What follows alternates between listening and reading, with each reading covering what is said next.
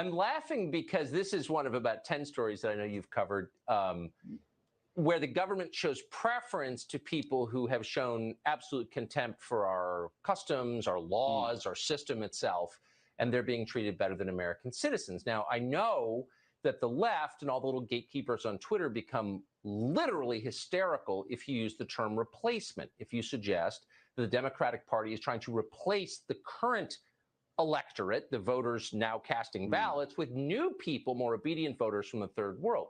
But they become hysterical because that's what's happening, actually. Let's just say it, that's true. If this was happening in your house, if you were in 6th grade, for example, and without telling you, your parents adopted a bunch of new siblings and gave them brand new bikes and let them stay up later and help them with their homework and gave them twice the allowance that they gave you, you would say to your siblings, I think we're being replaced by kids that our parents love more. And it would be kind of hard to argue against you because look at the evidence. So this matters on a bunch of different levels, but on the most basic level, it's a voting rights question. In a democracy, one person equals one vote. If you change the population, you dilute the political power of the people who live there. So every time they import a new voter, I become disenfranchised as a current voter. So I don't understand why we don't understand this. I mean, everyone wants to make a racial issue out of it. Ooh, the white replacement theory. No. This is a voting rights question. I have less political power because they're importing a brand new electorate. Why should I sit back and take that? The power that I have as an American guaranteed at birth is one man, one vote, and they're diluting it. No, they're not allowed to do that. Why are we putting up with this? Welcome to another episode of, actually switch this up. That's better. You left shit out. I'm your host, Compton J. What you saw was one of the videos that's kind of circulating around ever since the tragic racist mass shooting that happened in Buffalo, New York. This is one of many videos that's been circulating because of the replacement theory in Tucker Carlson's connection to that. But before we get real deep into that first topic, let me first show you what we're going to be talking about. So, of course, we already know about the well, actually, let me explain here.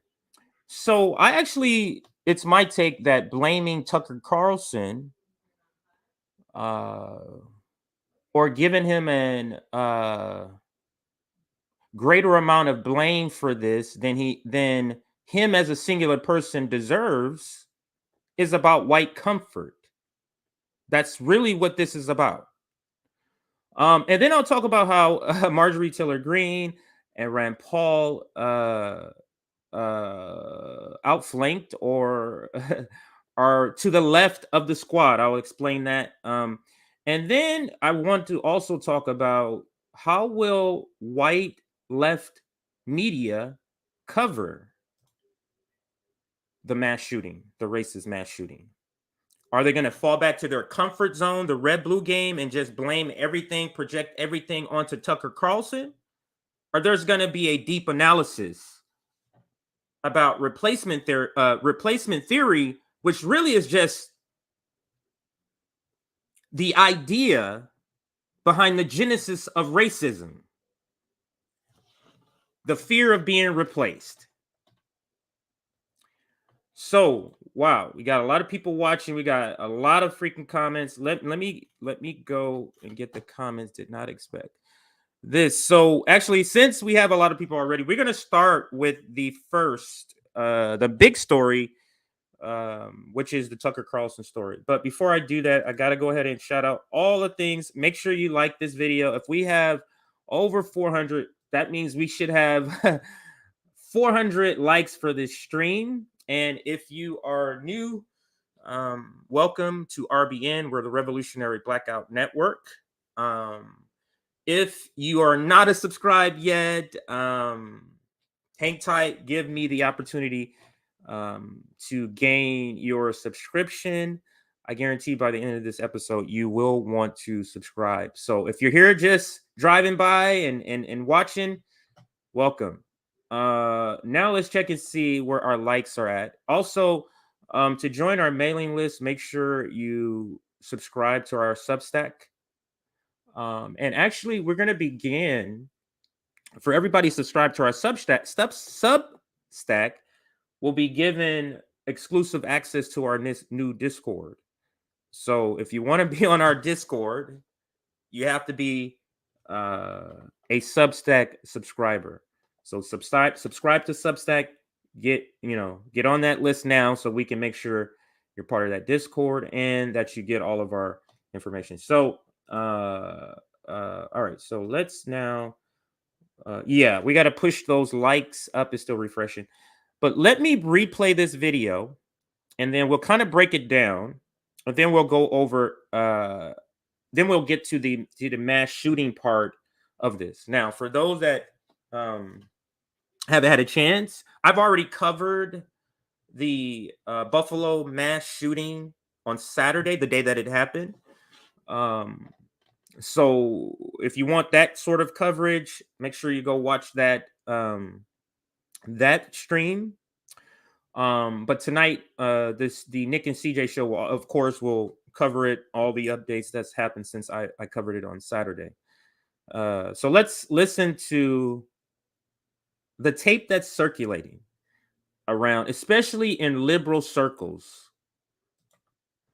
I'm laughing because this is one of about 10 stories that I know you've covered, where the government shows preference to people who have shown absolute contempt for our customs, our laws, our system itself, and they're being treated better than American citizens. Now, I know that the left and all the little gatekeepers on Twitter let me take it point by point. I'm laughing because this is one of about. So let me take it point by point. So I'll be starting and stopping it here. So let's continue.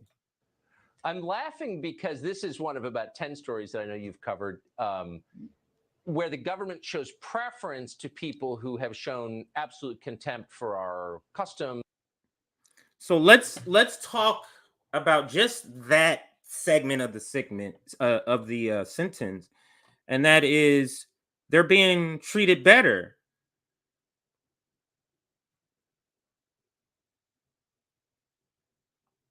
There's no American citizen. Let me rephrase that. There's no white American citizen that follows Tucker Carlson that would change places with the better treated immigrants at all. No one that follows him, that watches him, would trade places with the so-called immigrants that's getting all this better treatment. So that on its face is just ridiculous. Okay, so the next thing is, what do you define as better treatment? Going through a TSA? Because that's what this story is about accepting alternative identifications for people who aren't American citizens. And that's where this conversation came up, or this particular clip came up. So because they're being allowed a different identification because they're not American citizens, being allowed to use those, that's special treatment. Not the treatment from the police state, not the treatment of getting paid higher wages, not the treatment from their local officials, not the treatment from their governor, just the treatment, these little things. Oh, you're able to do that? How is that treating you better? How is that treating immigrants better?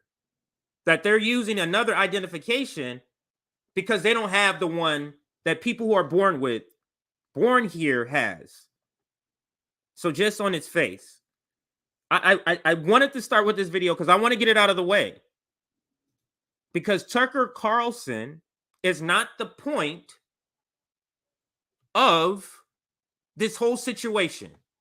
But liberals and some leftists I'm seeing are making Tucker Carlson the point of this whole thing. So I want to address the video and then get away from this and explain what the real thing is happening here. Okay, so let's continue with the video.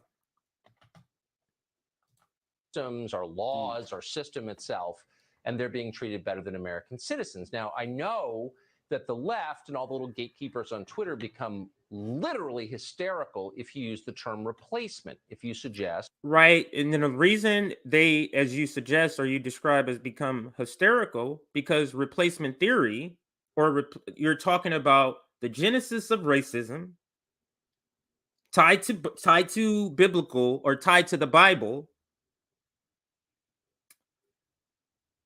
So it's like saying this is a reason people should be hysterical. What they shouldn't be hysterical about is what Fox News is hysterical about, which is the border. But you're hysterical for the wrong reasons at the border. So let's continue. The Democratic Party is trying to replace the current electorate, the voters now casting ballots, with new people, more obedient voters from the third world. But they become hysterical because that's what's happening, actually. Let's just say it. That's true. If this was happening in your house, if you were in 6th grade, for example, and without telling you, your parents adopted a bunch of new siblings and gave them brand new bikes. Without telling them and gave them brand new bikes. You see, so this is he's a good propagandist. You see how he's conflating. I mean, I would say his comparison, he's using brand new bikes. First, they adopt kids you don't know. You don't know they're adopting kids. You already know. So the comparison is a kind of flat. It's kind of flat. So you're saying they adopt kids. They don't tell you, which is just ridiculous. But then they buy them shiny new bikes. Would you call the ability of using an alternative ID a shiny new bike? But you make it seem like, oh, they're getting all sorts of different things. They're getting free food. They're getting all this money.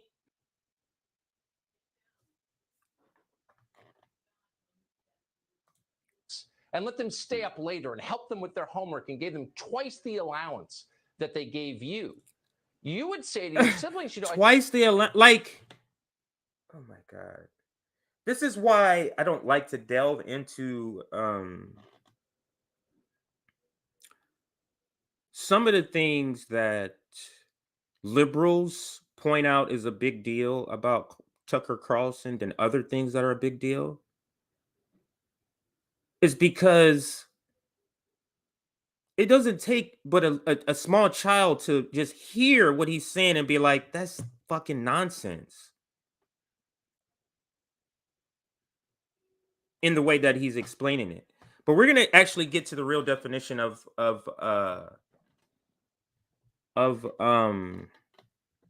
replacement theory. So I'm going to bring that up on the screen in just a second after I get through this video. But yeah. I think we're being replaced by kids that our parents love more. And it'd be kind of hard to argue against you because look at the evidence. So no, it would be hard. What he's doing and what great propagandists do is they make things seem it's just logical. Just the logical. What do you mean? It's a way of saying it's not that I want it to be this way. It's just that's what it is. That's a great propagandist like Rachel Maddow with Russiagate. This is just you know what I'm saying? It's a tool of a good propagandist, but or a skill of a great propagandist. Let's continue. So this matters on a bunch of different levels, but on the most basic level, it's a voting rights question. In a democracy, one person equals one vote. If you change the population, you dilute the political power of the people who live. There's so many things wrapped up in this whole clip. He points out, first off, what the immigrants are getting to have this segment is not comparable to a shiny new bike getting double the allowance. And then you say, well, it's hard to deny what these other people, so now he's not even taking ownership in what he's saying. It's hard to deny because just look at the evidence. What evidence? The evidence that deportations are up? That evidence? It's just on its face, it's absurd. But then he ends, or then he goes into this last part here. Let me replay it. See, one person equals one vote. If you change the population, you dilute the... You see, he brings it back to culture. He brings it back to culture and white fears of their culture, of being on top, having their white privilege going away. That's what he's describing. He's because to you got to understand, to white supremacists, to the ruling class, or let me say to white supremacists, equality is showing favoritism because you're so used to being privileged. If you're privileged and you're here and everybody else is here, this is your normal dynamic. To you, you see this as equal. And the reason you have a little more is because of you personally and not the system. Let me see if I can finish this. It's literally 30 seconds. Let me see if I can finish 30 seconds of this, and then I'll get back to this part. The political power of the people who live there. So every time they import a new voter, I become disenfranchised as a current voter. So I don't understand why we don't understand this. I mean, everyone wants to make a racial issue out. What you're describing, Tucker, new generation is born, the old way of thinking goes out. That happens all the time with every new generation. But he's making it seem like it is unique that the new generation, or these new peoples whose ideas may take over or be infused into culture, are not white. And therein lies the problem.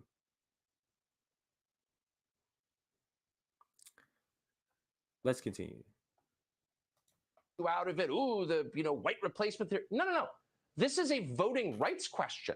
I have less political power because they're importing a brand new electorate. Why should I sit back and take that? You have less political power. You have less political power because there's more people of color who are taking up space and being allowed to give their voices, which dilutes the whiteness of America.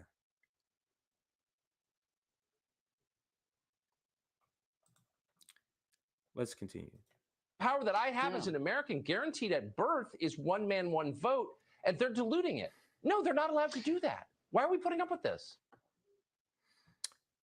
So now I'm going to go to comments because I see that shit is off the chain. I was letting it go. So now I'm going to go to comments and get your comments before I kind of interject how I'm feeling about this conversation. And you saw it in the title. Blaming Tucker Carlson for the racist mass shooting in Buffalo, New York. It's about white comfort. That's really what this is about.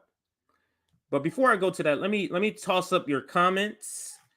Actually, I gotta scroll all the way up here. It's a lot of stuff. So what I'll do is I'll just kind of throw them up. Some I'll read, some I may not, just because I do want to make sure all of you have the opportunity to have your say. Wow, this is a lot. So obviously I'm not going to get everything because I didn't realize this is way more than I thought. Okay, so what's up?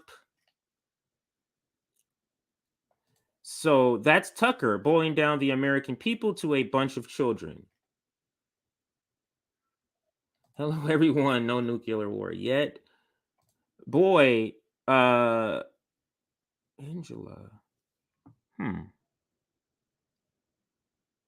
Sagster. I knew a person named that. I wonder if that's the same. I don't think so. All right. So, boy, Tucker seems to be making this personal. Someone must have taken his toys away and no one's stuck up for him. What has he said something recently? I don't know if he said something recently in the news, so maybe that's what you're referring to. Tucker works for the capitalists. His task is the same as Maddow, just from the right. It's to spread divisiveness and fear in the working class. That's a great comment. Absolutely. Let's continue. These snowflakes sound pretty sensitive. Not sure what they're referring to on that one. Let's see. Okay. Is Tucker much different than Bill O'Reilly? No, he's not. All of these, I'll call them Southern strategy anchors, because that's what they are. They're using the Southern strategy, but in their broadcasts. And the Southern strategy is to appeal to those white races, white leaning races, and white racist adjacents. That's what the Southern strategy is for. So they just repackage it. Sean Hannity is another one, but not as much as Tucker Carlson. Let's continue. Like I said, I have a lot. I know I'm not gonna get to all of them. Diluting what? His brain cells? Exactly. Diluting what? But this is where I'm gonna get to. It's the fear. White supremacy, in my opinion, and I've read about this. I'm sure everybody has heard this. White supremacy is really about fear. In the fear of disappearing. I'm not going to say it's all about this because there's a lot involved. But follow me here. The fear of disappearing, which is what replacement theory is about. The fear of being replaced. So, I mean, there's a lot involved in that and how it's connected to what is white supremacy. I don't know if I'm going to be able to address all of it. This is a conversation that really should be along the lines of like 4 hours or more about replacement theory, how it's connected to white supremacy, the genesis of it. All of that it's a really long conversation to have. Looks like Tucker Carlson. Blackout Network, yes, at least concerning Kathy Barrett, you earned that revolutionary, not so much. Gotcha. Tucker, right here. Tucker fails to point out the root of the problem of the southern border, which is the destabilization of Latin American countries via cartels and gangs and other violent extremists. This is actually what the ruling class, what white supremacy does all the time, right? It's black people are committing crime without talking about the reason crime is happening in black neighborhoods, without talking about oppression, without talking about economic suppression. You get what I'm saying?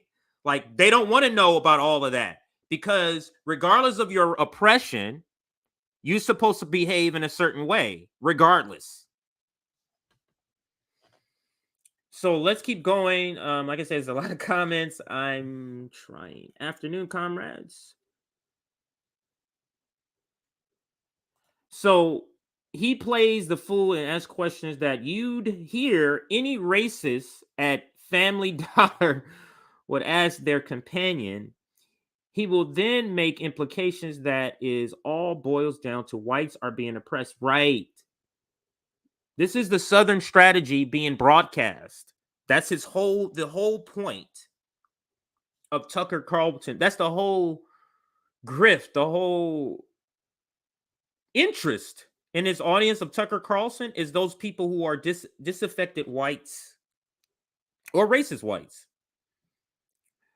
The Vanguard covered the Barnett thing earlier in their stream today. Oh, he's answering somebody else. My bad. I should have looked at the app. Yes, I'd be interested to hear this take. Absolutely. Red blue culture versus the red brown alliance. Yeah, he is a white supremacist. He absolutely is. That is true. Deep analysis is too much for him. Let's continue. Here we go. Another one. Tucker constantly spreads fear. That's why he gets paid the big bucks. You think Fox News would allow someone on their channel who helps the working class? This is what I'm saying. This is that fake populism. We're going to talk about this more. Nick and I are going to have more specifically about fake populism, right populism that Tucker Carlson kind of talks about. We're going to talk about that later tonight. Let's see. Somebody made a comment about what's up with the likes. We got all these views. So let's see if people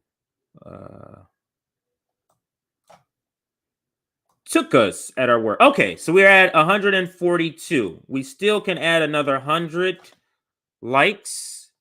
So thank you for the comment. Let me see, where's that comment? Yeah, put that up there. Thank you for the comment. Oh, it was a while ago. We don't no longer have that many watching, but thank you for the comment.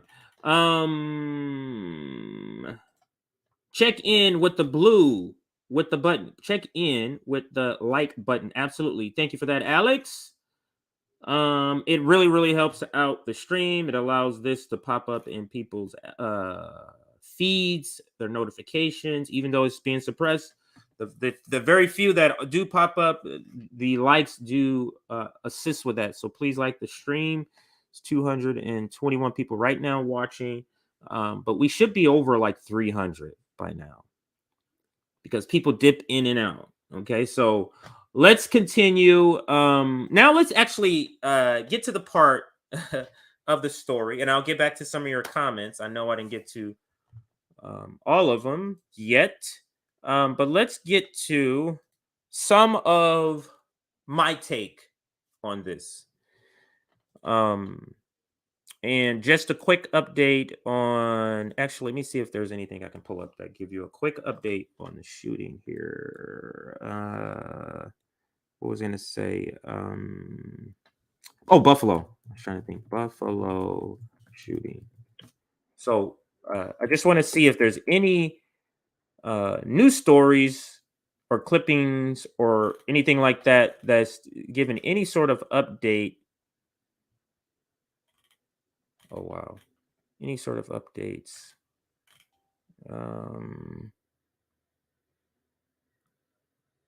Okay, so it looks like I found something here. This looks like Letitia James, which is the AG of New York. So let's take that video off. Let's put this up here. I think this is Letitia James. It looks like.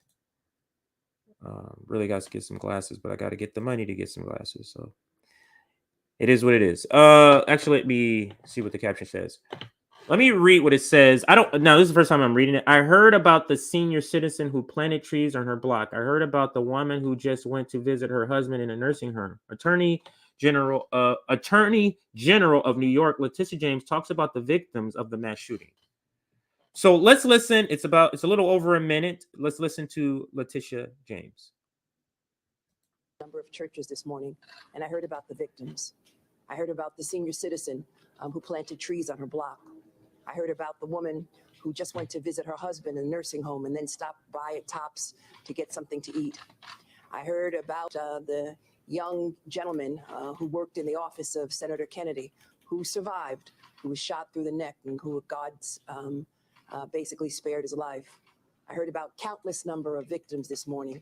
I held in my arms a young lady who worked at Tops, who was so afraid that she was about to die, who witnessed the bloodshed, who shaked and quivered in my arms this morning, who was afraid for her community, but afraid also for herself. This event will not define Buffalo. This event will bring Buffalo residents together. This event was committed by a sick, demented individual who has fueled a daily diet of hate. So let us now tamper down our comments, all of us. Let us make sure that we have standards in journalism.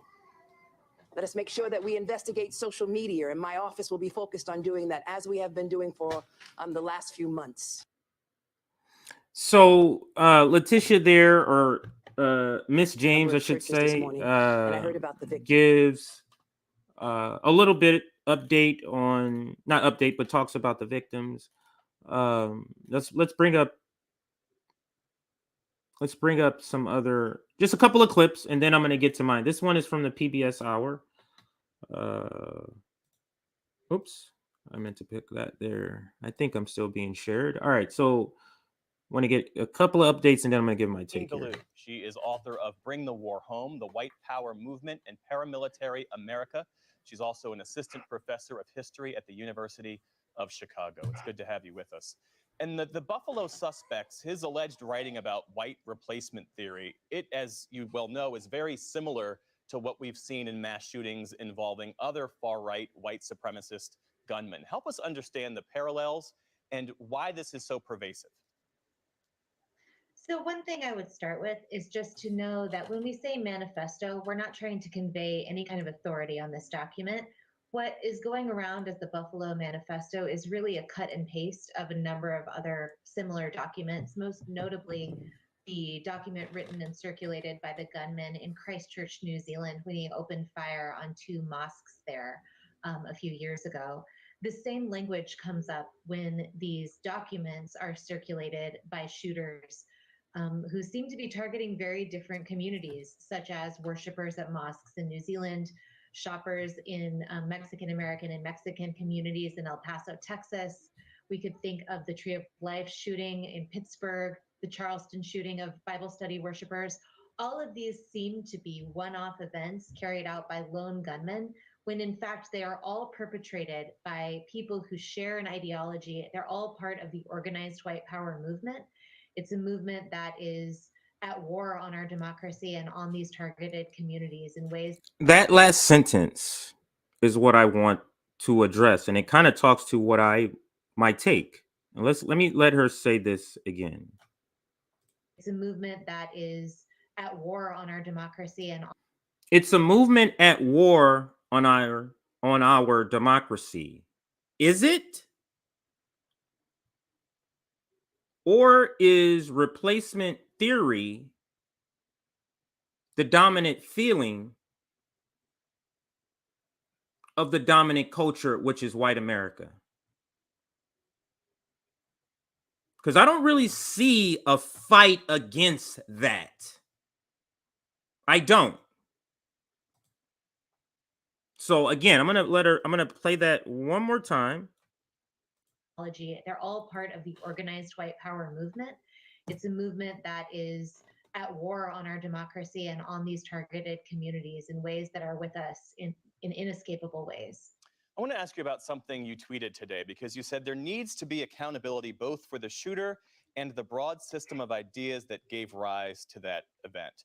On that latter point, what does accountability look like? And I ask the question because he's getting to censorship. It is so very telling what people choose to pick out from this story about white American racism. It's so telling what you choose to pick out and cover. You gravitate to what will facilitate the uplifting of the team you're on. So let me go to the issue that's going to help my team in this story. So let's listen. This is the first time I'm hearing it, so that's my take. Let's see if it goes down that way. At Fox News, you've got Tucker Carlson. He has the highest rated show in. See? Already there. I had no idea he was going to go here. None. No idea. This is about white comfort. And it's also what she was talking about. It's a war against our democracy, as if the majority of white America is fighting against that shit. When they're not. And their silence is active participation in white supremacy. You see, it's been ingrained into white culture to sit back and watch white racism oppress people, kill people, and them not say a fucking word.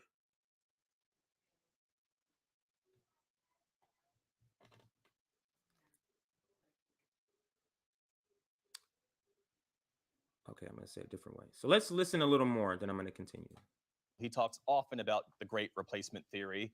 The Republican Congresswoman, Elise Stefanik, a member of GOP House leadership, she invoked that conspiracy theory in her campaign ads last year. So you've got... Okay, so you got two Democrats who verbally invoked two conspiracy theories. Do you think they're worse or better than racist Joe Biden or not, who didn't say that?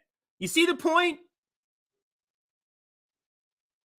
Or is this the red-blue game? Are we saying our racist is better than the other races?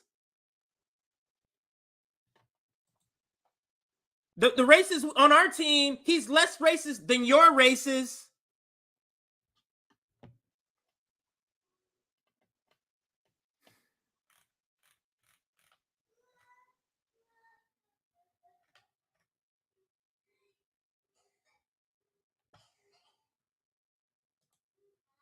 So let's listen. Powerful voices in the Republican Party amplifying and legitimizing these racist conspiracy theories. So what does accountability look like? We might add to that list Stephen Miller, when he was in the Trump administration, circulating material like Camp of the Saints, which is an openly white power novel about great replacement theory happening in Europe. So as a historian, I don't know if this set of people believes what they're saying or if they're trying to sort of opportunistically use this movement for their own purposes. Whether All right, I think I can cut her because it's not what she's saying. Her analysis is not why I was listening to this. I just wanted to get what's happening on the story before I give my take. You kind of heard what my take is. I'll go ahead and actually I need to go forward 1 second here. I went back too many times. Yeah, there we go. It's like wondering what the hell happened. But anyway, wow, that's our video that popped up when I search. I don't see any other sort of update, so I don't think I'm checking this, so I don't know what I have all the information. I don't want anything to have changed or anything like that before I talk about it. That's what really I was looking for, but it doesn't look like it has. So what I'll do instead is bring up the articles that I have about replacement theory and talk about it. And let me say this. For those, actually, let me bring up my tweet. That's where we can start. Let's go to my tweet here. Man, I hope I don't have to scroll too long to find it. Okay. Not that one. That'll be the second one we talk about. Let's go to this one here. If you think, let me make sure that's on the screen good. If you think injecting Tucker, I'll just say Carlson. If you think injecting Tucker Carlson into the conversation about the mass shooting is a win against the red team, Tucker Carlson represents white America. So the discussion is still about white America. He has the top show on cable news. So the question is, why is white America watching a racist? That's the question. Tucker Carlson is not the point. And I'm going to have to inject the other topic here, which is how will left media talk about it, because this kind of overlaps. Will left media go with their comfort zone, their red-blue game, and talk about the known racist anchor, Tucker Carlson, leaving out the analysis about how white America is okay with this theory? It's okay with white terror of Black and brown indigenous communities. Tucker Carlson does not represent American racists. Tucker Carlson represents the dominant opinion of white America.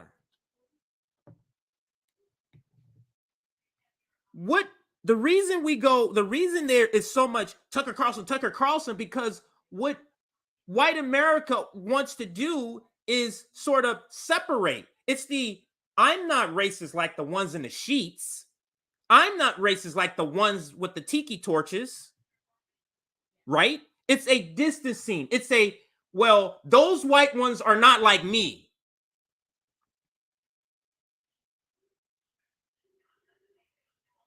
It's about white comfort to make this racist event about the other white. Oh, the white people over there is the problem. So how is white lefty media going to cover it? Are they going to cover it with that lazy perspective of saying, this is Tucker Carlson, he's doing that? Really? Because replacement theory didn't start with Tucker Carlson.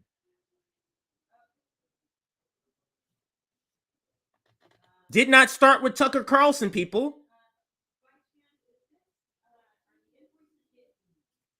And then the other question is, let's say this, you're not addressing this part.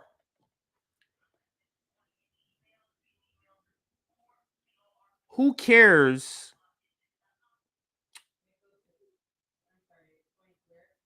Saying that Tucker Carlson is talking about,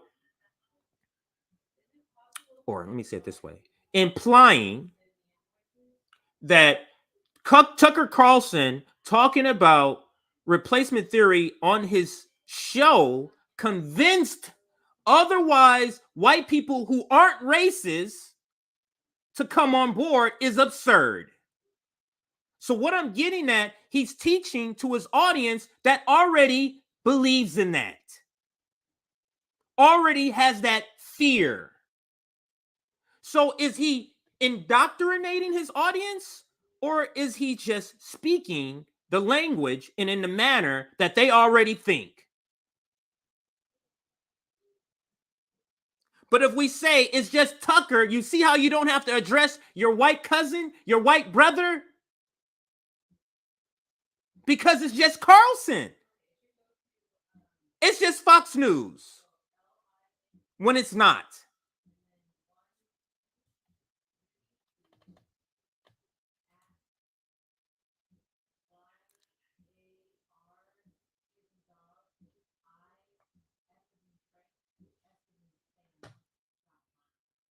And it's not, Gary. Preaching to the choir is not a new thing. And that's my point. Because liberals are making it seem like Tucker is convincing people. Like he's spreading racism. If you think the 18-year-old is watching Tucker Carlson, where is he getting it from? 18-year-olds don't watch TV.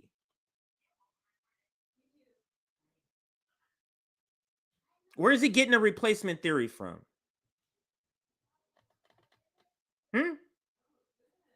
You see the skirting of the real discussion about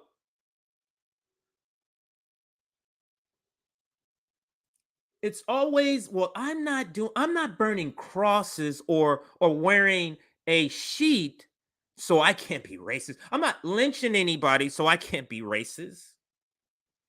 It never crosses your mind that the idea that you grew up in a society that thought it was fine to enslave people, that nothing, no residual effects, no thinking, no way of thinking is entangled. That thinking, that way of thinking of slavery, of these people, of second-class citizens, is not like sort of entangled in the culture.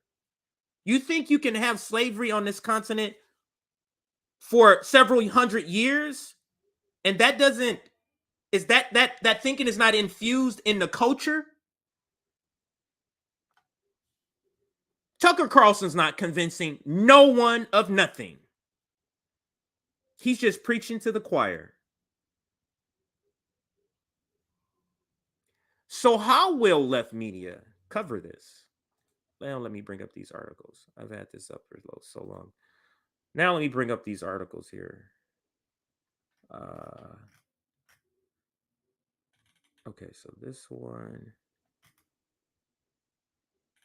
Let's start with this one. Either one I start with. I mean, I'm gonna have something to say. So it's not like anyway. So that's one. So I have a New York Times article that I'm gonna pop up here in just a second. Let's get that. So let's put up the New York Times article here.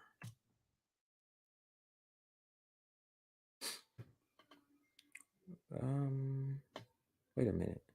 Thought I clicked it. Hang on a second, everybody.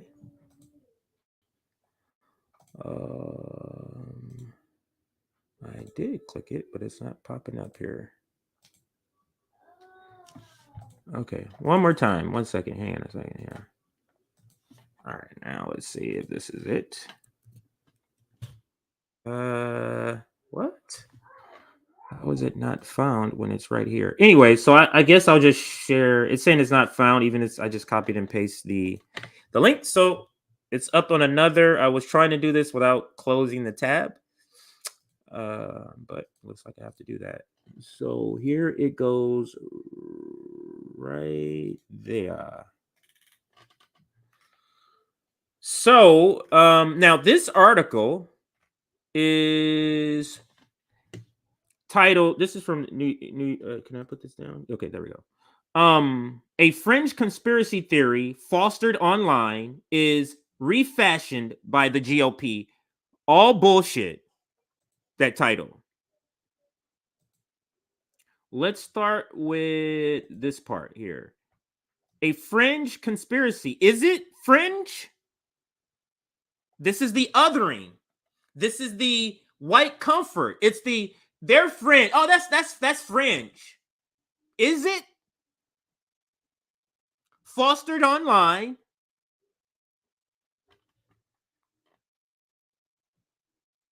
The people who have been pushing this for decades are in their 50s, 60s, and 70s. But you're telling me it was fostered online.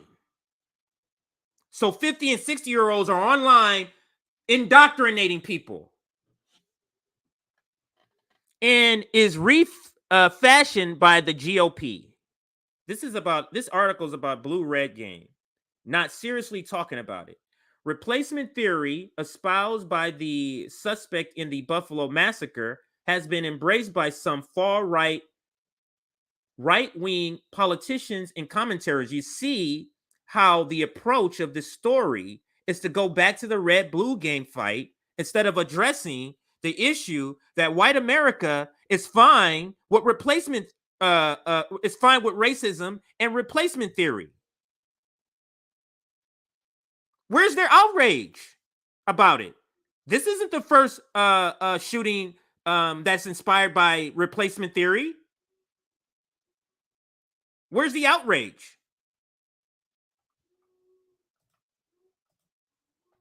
So let's read a little more. And Jews will not replace us was the chant.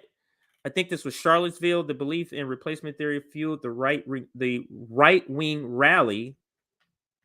You see how they're trying to make sure we only keep this with conservatives and Republicans. In Charlottesville, VA, in 2000, the right-wing rally. Fuck out of here. All right, so let's scroll down to what is. Actually, maybe this is not it. This one I was showing you just for the title. Actually, now let me show you the other one. This one is from Syracuse. I'm not even going to do that one. I'm not even going to do that because that's some fucking bullshit. Let's share this Guardian article. So the Guardian kind of talks more about what replacement theory is. I keep saying replacement therapy, thinking of that, but replace me theory is. So let's go to that, and then I'm going to circle back to that one. So let's go to this one here. So this article on The Guardian, and this is new. I think this shit came out today. It's entitled From Jim Crow to Buffalo, Replacement Theory's Trail of Destruction Runs Across American History. And this is my point here. This didn't start with Tucker Carlson. This actually has roots in just racism, white racism, replacement theory. The fear of going away. It stems back, it is connected also to interracial marriages.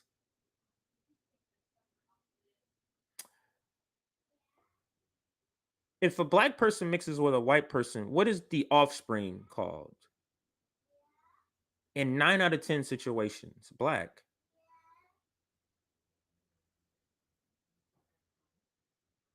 You see how that theory comes into play? You're in fear. So no interracial marriages, because you see the product of those two having sex, that child, that fear. So let's listen, or I'm sorry, so let's read a little bit here. The subtext, white supremacy is not defined by acts of outlandish violence. It is inflicted on Americans' non-white population. This is my point. Another one of my points of the blaming Tucker of those races when you're skipping over the everyday stuff. We only want to label the extreme shit racist is the point. I guess is a better way of saying it. That's racist. But as this tagline, subtext line says, white supremacy is not defined by acts of outlandish violence. It is inflicted on Americans' non-white population every day. Now, I specifically had this article because I wanted to go to what is replacement. Is this the? I sworn this is the article. How come I'm getting these articles mixed up? But anyway, let's listen, because this article does the second point this article does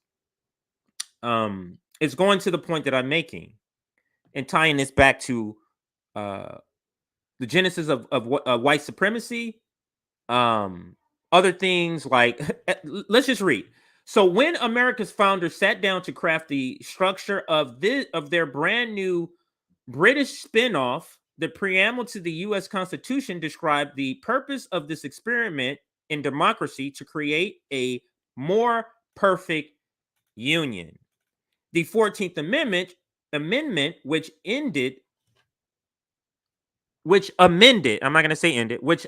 slavery, gave Black Americans more freedom while simultaneously spawning the imperfection of Jim Crow and a need for civil rights movement.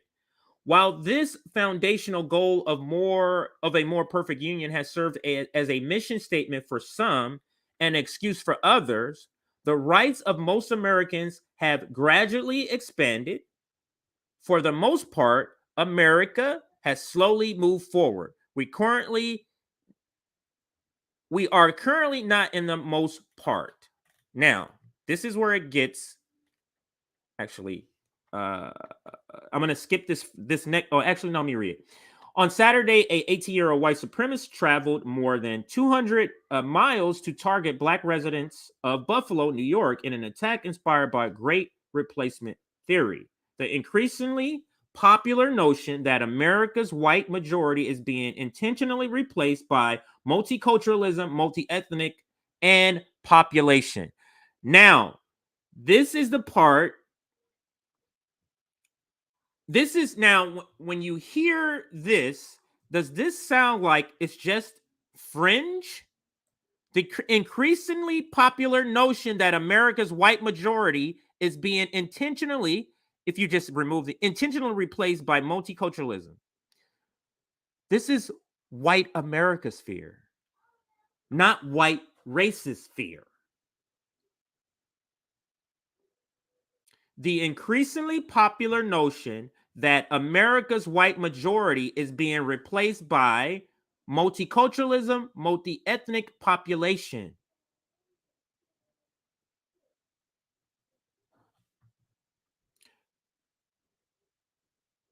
Is this the reason why this would appeal to so many white Americans who would not classify themselves as racist? Because I guarantee the vast majority of Tucker's audience who watches him don't label themselves as racist. They don't.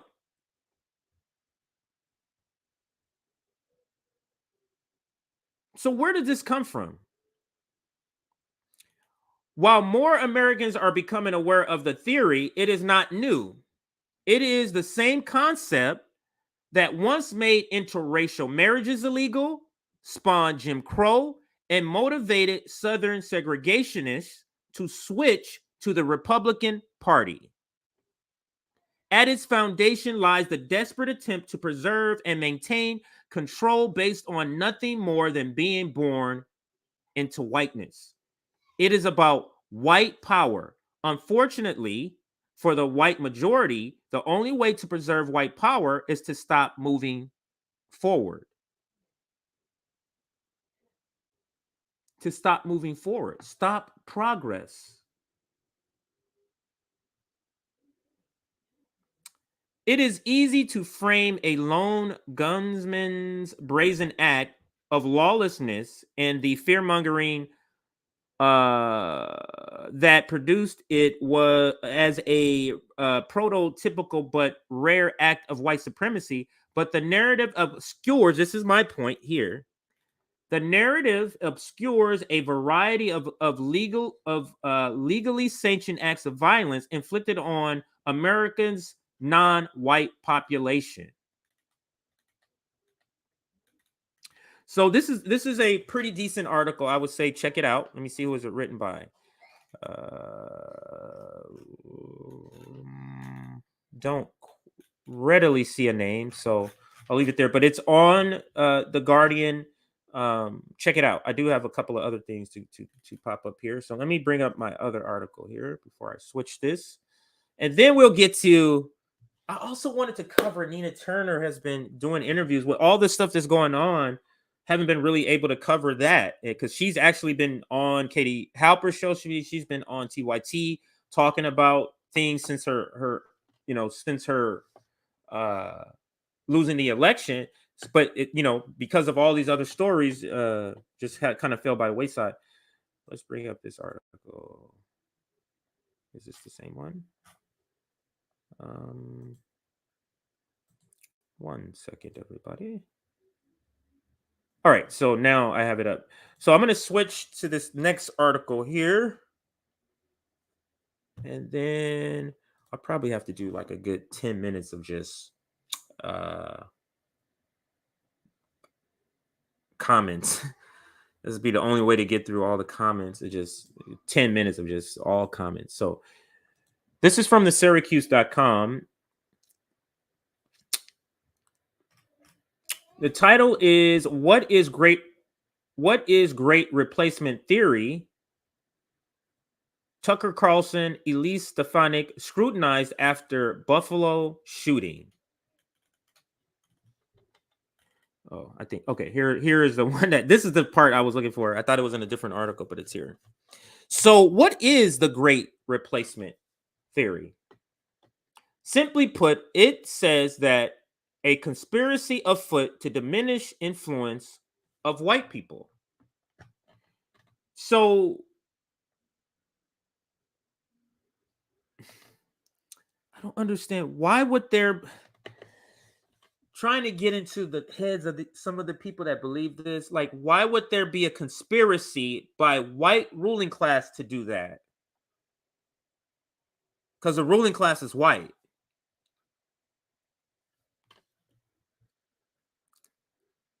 The Bezos, the Gates, the Bill Gates, the Jeff Bezos,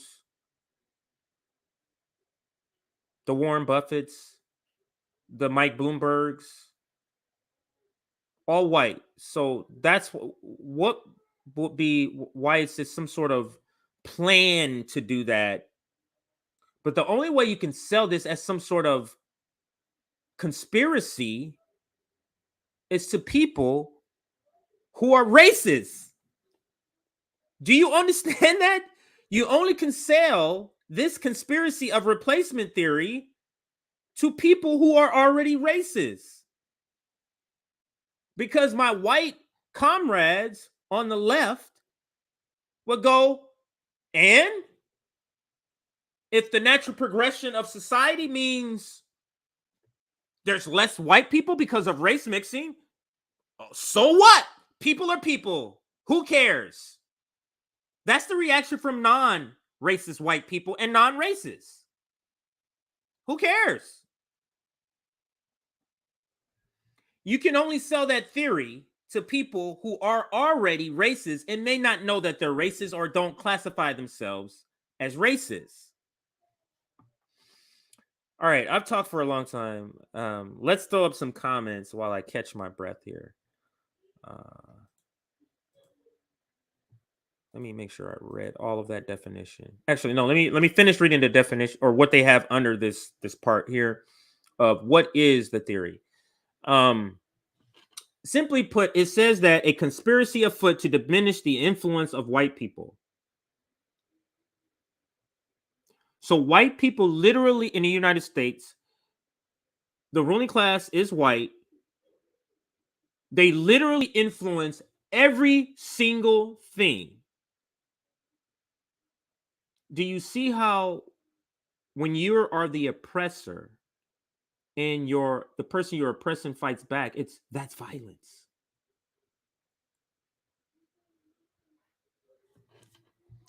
I'm going to come back to that point in a second, actually, because there's another part in this article that's going to bring that home. So let me read a little more about this part here, and then I'm going to make that point again.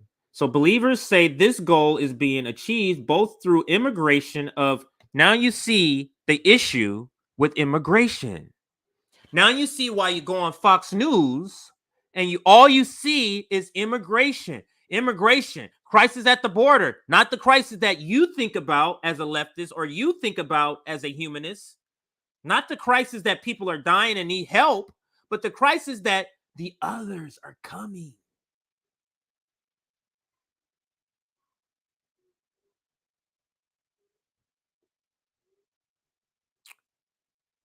Believers say this goal is being achieved both through immigration of non-white people into society that have largely been dominated by white people, as well as through simple demographics, with white people having lower birth rates than others. The theory's more racist adherents believe, because there's so look up replacement theory. Some of it is biblical, where you're talking about Israel. Let me read some more. The theory's most racist or more racist adherents believe Jews are behind the so-called replacement conspiracy.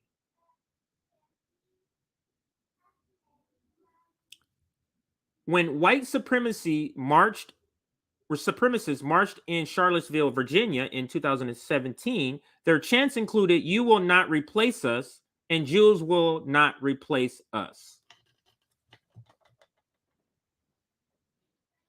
So that was 2017.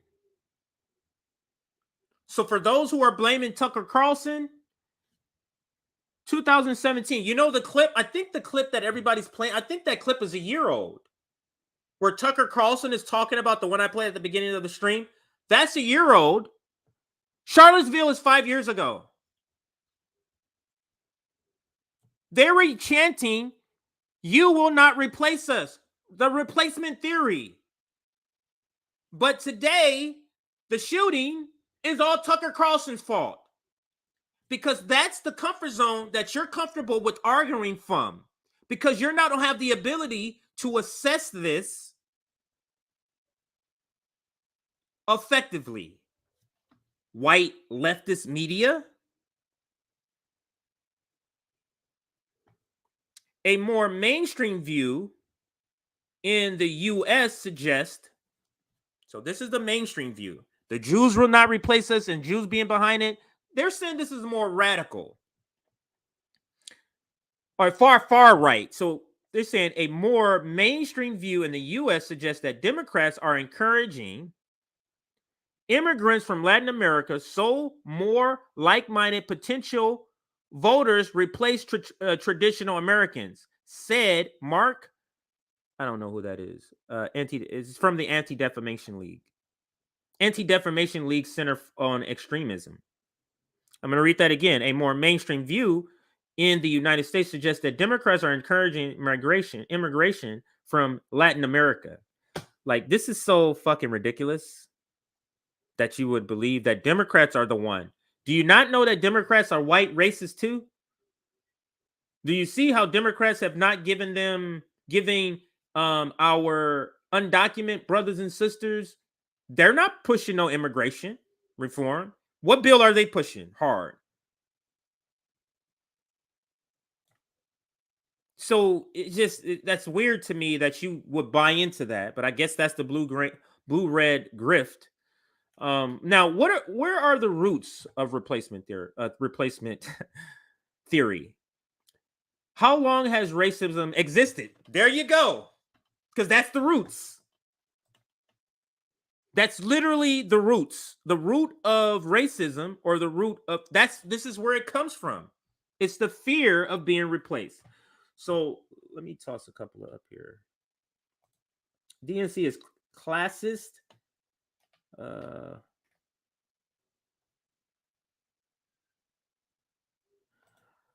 What doesn't get discussed or dealt with are the lived realities of discrimination and racism. It gets seen as not part of the everyday mainstream America, but solely extremist as atypical. That is a great point. I think I read something that made that point also.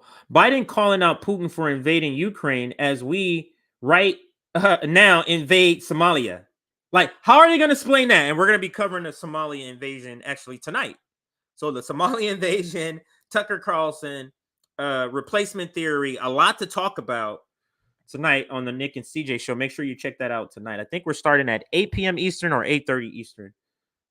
Just depends. Now let's keep going. Some more comments. It's not only Tucker, it's all of them. And that is the point that I'm making. Racism pervades every leftist circle. Absolutely. At least they stopped blaming Putin today.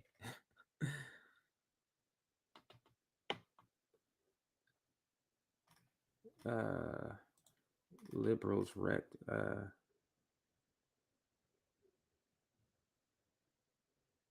Okay, let's read this one. I'm sitting here trying to figure out how my life would be different if there were more people of color than white people. Can't really think of anything other than more variety of food smells.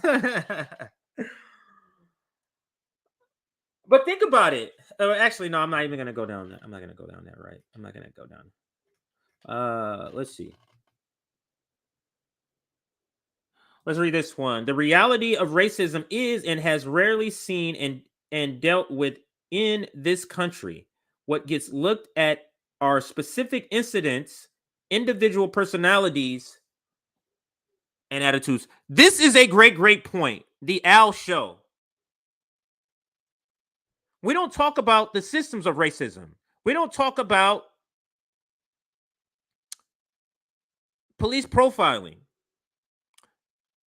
We don't talk about sentencing from judges in criminal cases. We don't talk about hiring practices. We don't talk about I mean, there's just an array of different things that is racist, that is affecting all of the non-white American population. But for white people, racism only occurs with these sort of events. Oh, see, that was a racist. Good thing. Now let me read. Now let's live our non-racist lives until the next racist thing happen, as if it's not happening every day. Great point. All right, so Jews. Yeah, if you're referring to when I put up the Jews will not replace us, yes, or the article where they're talking about it's a conspiracy that white races. This extends back to Hitler in those days. White races and how Jews are that they're replacing us. Jews would not. This is from literally from the days of Hitler. That chant. The Jews will not replace us. So let's continue some more. We need to replace Israel. Joe Biden going to Buffalo as he sends U.S. troops into Somalia. Ain't that something? He's going to Buffalo to do what? To signal. This incident is going to be the incident that they use to regain footing with black voters. This is the incident. If you haven't figured it out, they started it from the jump with the governor of New York when it happened on Saturday. From the jump, they started doing this. Actually, let's do a like video. Let's pause here. Let's like this video, please. Let's get the likes up. Let me see where we're at here. Let's see where we're at. 269 likes. We can get another 100. Let's see if we can get to, actually, let's step by step. Let's get to 300. I'll check in 10 minutes. We have enough people here to get us to 300 in a matter of seconds, but I'll give you 10 minutes and I'll check back. Like this stream. Join our Substack. If you want to be part of our exclusive Discord, get access. Our Discord will be exclusively for our Substack followers, subscribers. Is that how you say it? Substack subscribers. So now back to the topic. And the topic is white supremacy is the topic. Don't be fooled by Tucker Carlson is not the topic. White supremacy is. Let's go back to the comments. I think I was going through comments. Let's put some more of your comments up before I finish out this segment. And then I want to get to where's another story? I know I want to get to the Nina story, but there was something else. What am I missing here? Anyway, you just look at this. Oh yeah. Marjorie, Taylor Greene, and Ron Paul to the left of the squad. That's the next story I'm going to be coming up with or talking about. Actually, let me pop that up. So this story right here in the middle, MTG, Marjorie Taylor Greene, and Rand Paul to the left of the squad. So that's the story that's coming up next. All right, so let's read some more of your comments here. Where did I leave off? More of your comments. I'm going to read them backwards, starting with the newer ones and keep going that way. Thank you for liking the stream. RBN very rarely supports any candidate because electoralism and almost entirely lost cause. Oh yeah, did somebody ask the question? Yeah, we're out on the whole electoralism. We only have 270 viewers that I see. That is correct. But that I wouldn't say only. That's a good amount. We did have got to get up to 400, but I think those are looky-loos. That happens every now and then. I don't think those were subscribers. That might have been Tucker Stans, maybe. Let's do this one. Yeah, I've been pointing out some of the flaws in a strategy that attempts. Okay, they're talking to each other. I'll take that down. Here we go. Yep, Biden will go there and talk about how he needs to Congress to send him a bill on assault rifle ban and how we need more cops to prevent anything like this from ever happening again. Cops do not prevent crime, just like they didn't prevent this one. Where were they? We gave them money. What were they? Let's see here.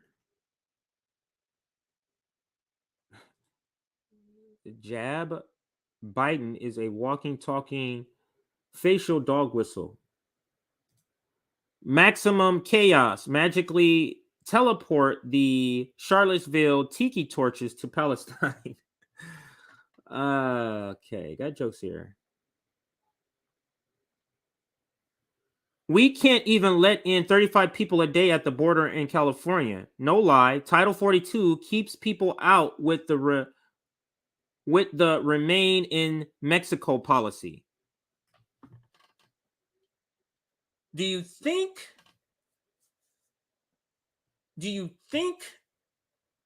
Fox News's coverage and just melting down about the border constantly doesn't have any roots in racism, in replacement theory? But we want to act like Tucker Carlson is the beginning of this. Okay. The title of this stream sounds like he's defending Tucker Carlson. It does? Let me read that. Blaming Tucker Carlson is about white comfort.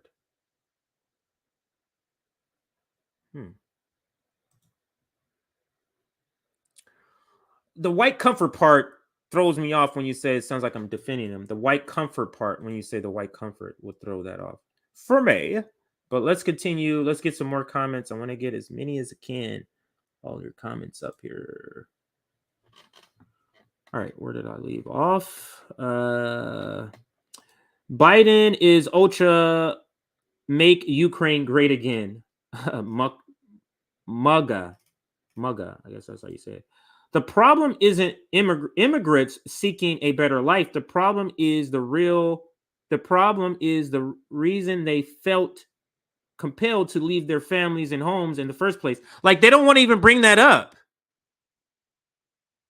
Because any conversations that leads back to American imperialism, they just stay away from. Okay. This one. 50% of crime is never reported. 50% of what's left never solved. So 100 crimes, 50 of them are reported. So now we have 50 crimes reported. Only 25 of those are solved. 50% plus of what left of the never gets solved on scene. Okay, I think I butchered that, but you get the gist. This isn't really about Tucker. Sure credited 4chan shitposts, memes, and infographics as his inspiration. That is true. But as you can see, and I'm going to show you, actually, let me bring that up now. That's not stopping a lot of people from interjecting Tucker Carlson as the reason, because that's the only analysis racially they can provide. The white left infrastructure has a big blind spot in that they don't have any clue on how to talk about racialized matters in any way. So let's bring it up. Now, I'm on here. Can you see this? Let me see if this is being shared. All right, so you're seeing what I'm seeing, right? So let's go here. Now, I haven't typed anything in, but you can already see here. Actually, no, this is not the video. It was a different video I had, but it's from Status Quo is one of the videos. So let's type in Tucker Carlson. See what types of videos come up here. Let's filter out all the old shit. So we're just gonna go with today. Right now, let's scroll here. Most of this is Fox. So here we go. Rebel HQ, which is, I think that's Emma Vigeland, right? Here's their video. Tucker Carlson pushes great replacement theory. That was 2 hours ago.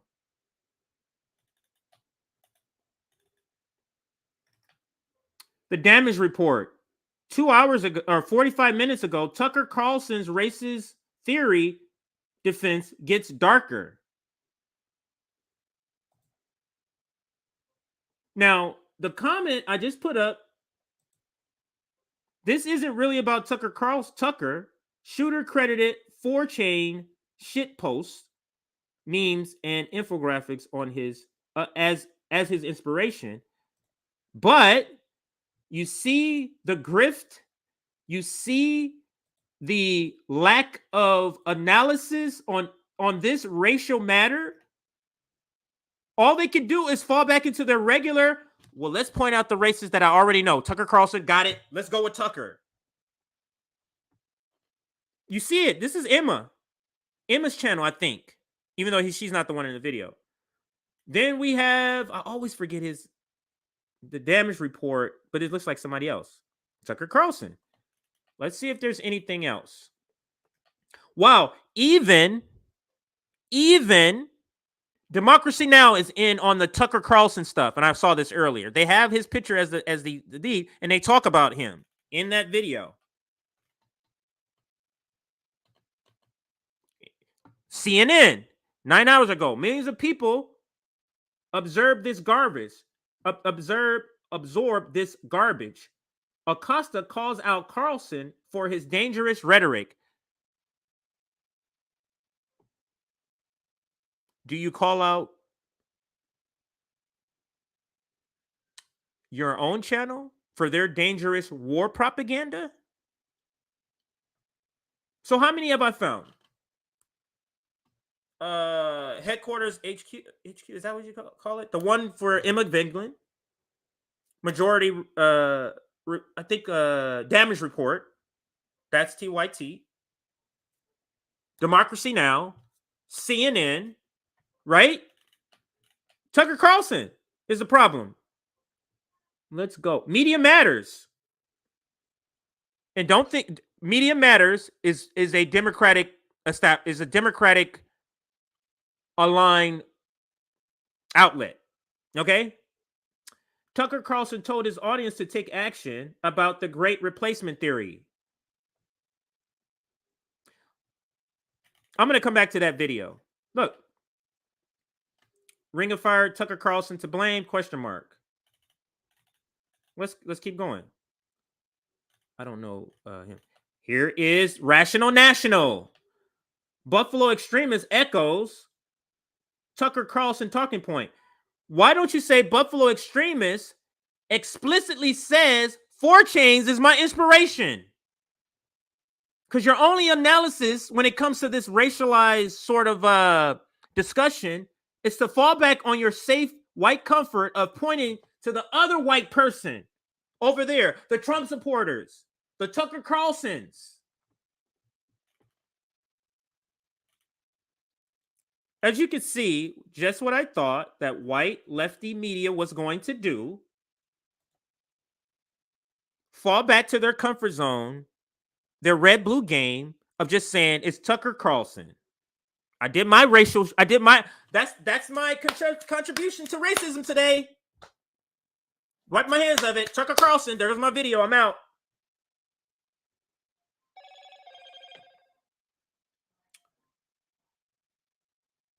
Oh, I heard a phone ringing. Sorry. So let's go back to this video. I want to see what Media Matters, because we're going to see if the title matches what they say. It may. I haven't seen it, but let's look and see. Change the population of the United States. And they hate it when you say that because it's true, but that's exactly what they're doing. Is anyone pushing back at all? I have less political power because they're importing a brand new electorate. Why should I sit back and take that? How much longer do you think Americans will put up with this? How long before Americans start to take border enforcement into their own hands? We have absolutely the right to know. We should demand to know now.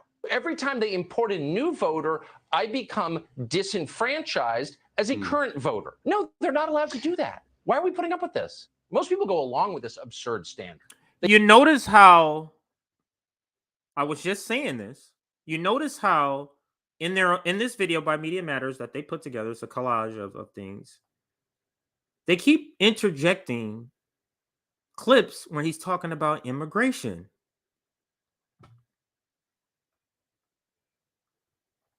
Why is immigration such a big deal to Republicans? As if people are flooding in when literally our immigration should be taking 3, 4, 5 times the amount of people that they let in. This is why people are waiting for 10 years. Right? So let's listen to some more. But notice that there's a lot of clips that they're including in this replacement theory video that they put together are clips from when he's talking about immigration. They dutifully shut up. They don't think they have a choice. You wonder how much longer they imagine Americans are going to go along with this. It can't go on forever, but you can see why they're trying it. Demographic change is the key to the Democratic Party's political ambitions. Our leaders have no right to encourage foreigners to move to this country in order to change election results. Abrupt change causes social chaos, always. What will the consequences of that change, of that revolution be? In your bones, you know the answer. It's terrifying. And it doesn't have to happen. You cannot overstate the scale of demographic. So I must say, Media Matters is doing a little bit of the thing that they critique people about. Where's that? Why do you have that music playing to give a sinister, to give your audience, the viewer, to push them or he or she or that person, the viewer, into a particular thought pattern?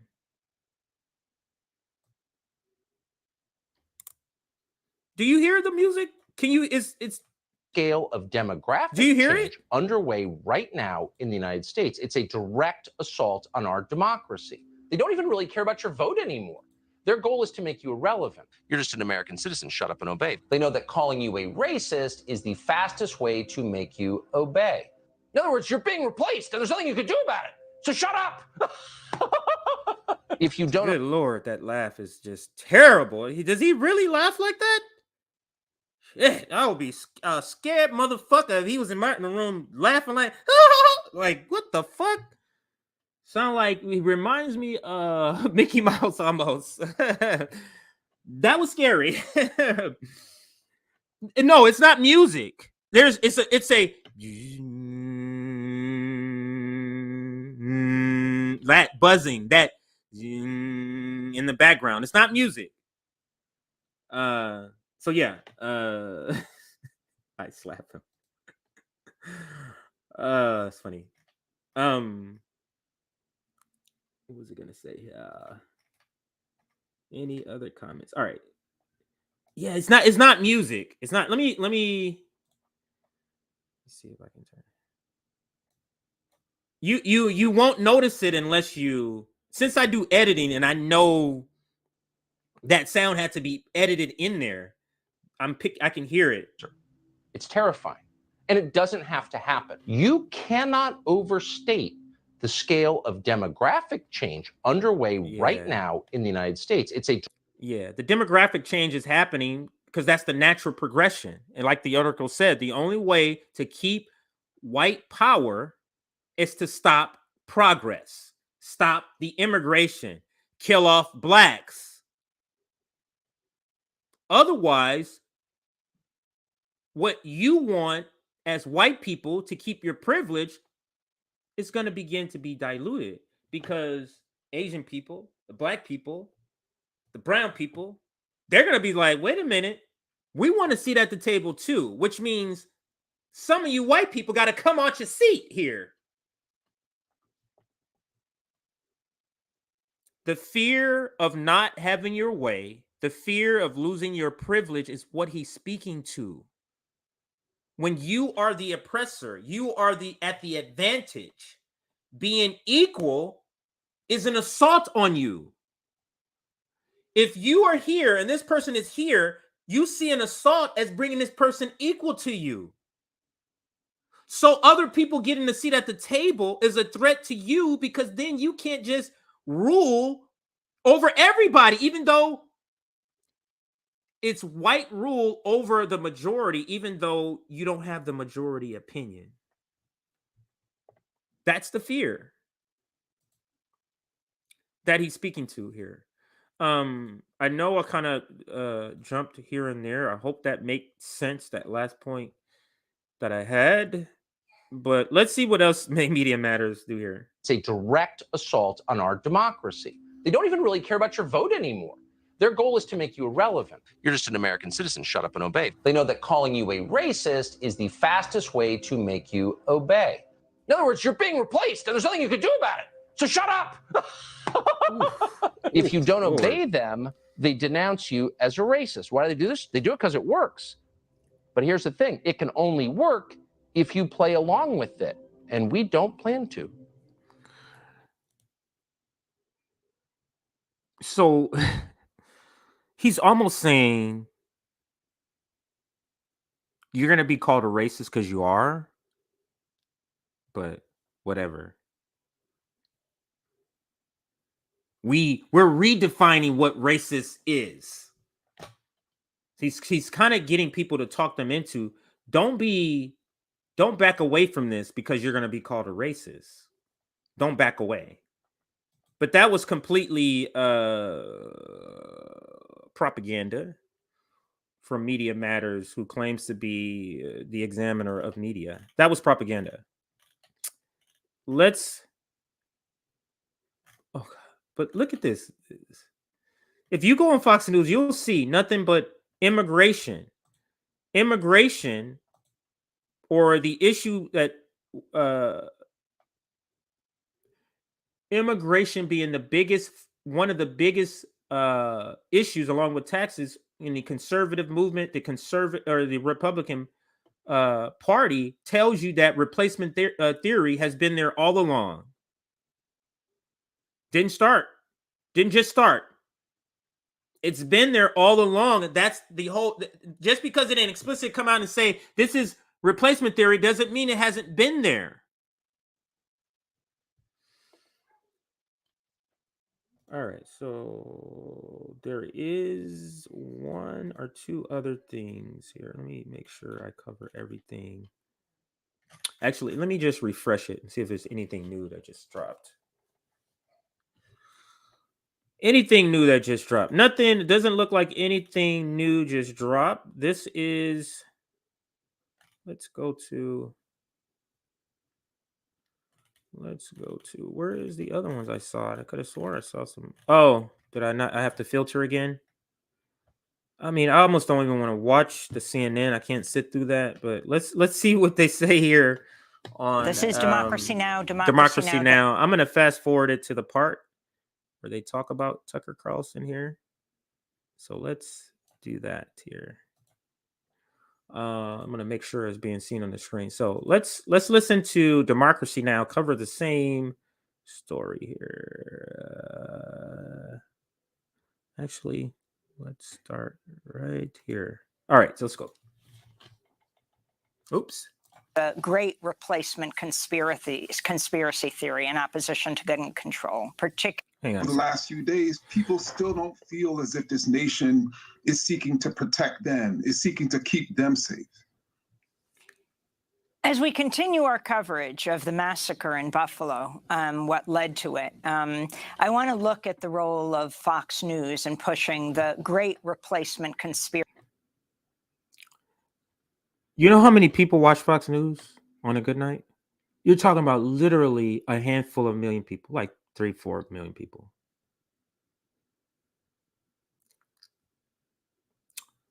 You're disproportionately pretending as if Tucker Carlson has indoctrinated the people that believe this. It's ridiculous.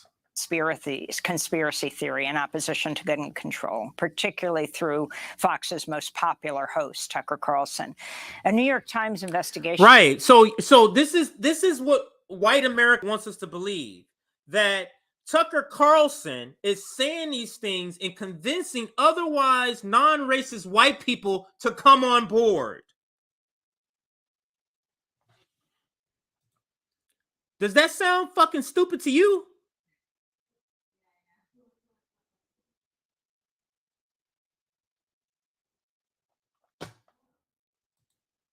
People who are not racist, got loads of black friends and people of color who are friends, and they deal with them.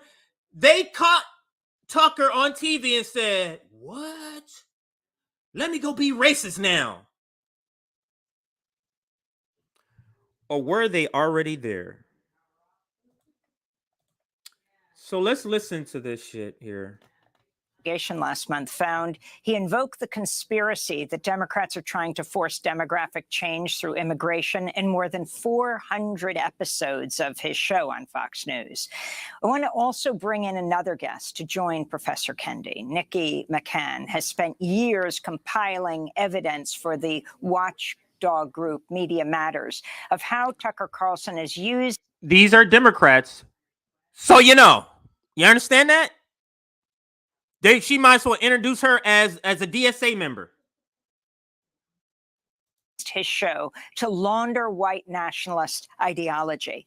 Nikki McCann Ramirez is going to join us in a second, but first, just a few examples she found of Tucker Carlson repeatedly defending the white supremacist Great Replacement conspiracy theory. This is Carlson lashing out last April at President Biden's immigration policy. An unrelenting stream of immigration. But why? Well, Joe Biden just said it, to change the racial mix of the country. That's the He does it all the time, Tucker. And you threw out your little propaganda tactic of throwing out a number without context of that number. He mentions it 400 and some odd times. But the clip you choose to bring up is last April. Gotcha. If he says it so often, 400, that's more than the amount of days in a year. Bring up the one from yesterday or the day before or the day before and the day before and the day before. But you bring up one from a year ago.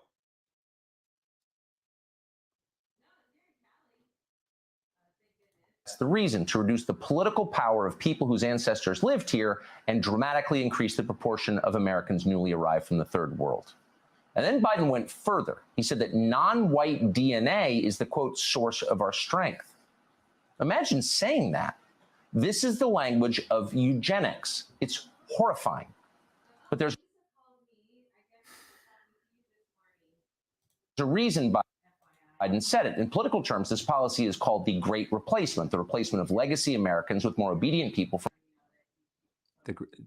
This, in political terms, this is called the Great Replacement. One, replacement theory is not, it's literally in the Bible. It's literally where people talk about replacement theory, not in terms of race, in the Bible. If you look up replacement theory on YouTube, you'll get a bunch of Christianity videos coming up talking about it.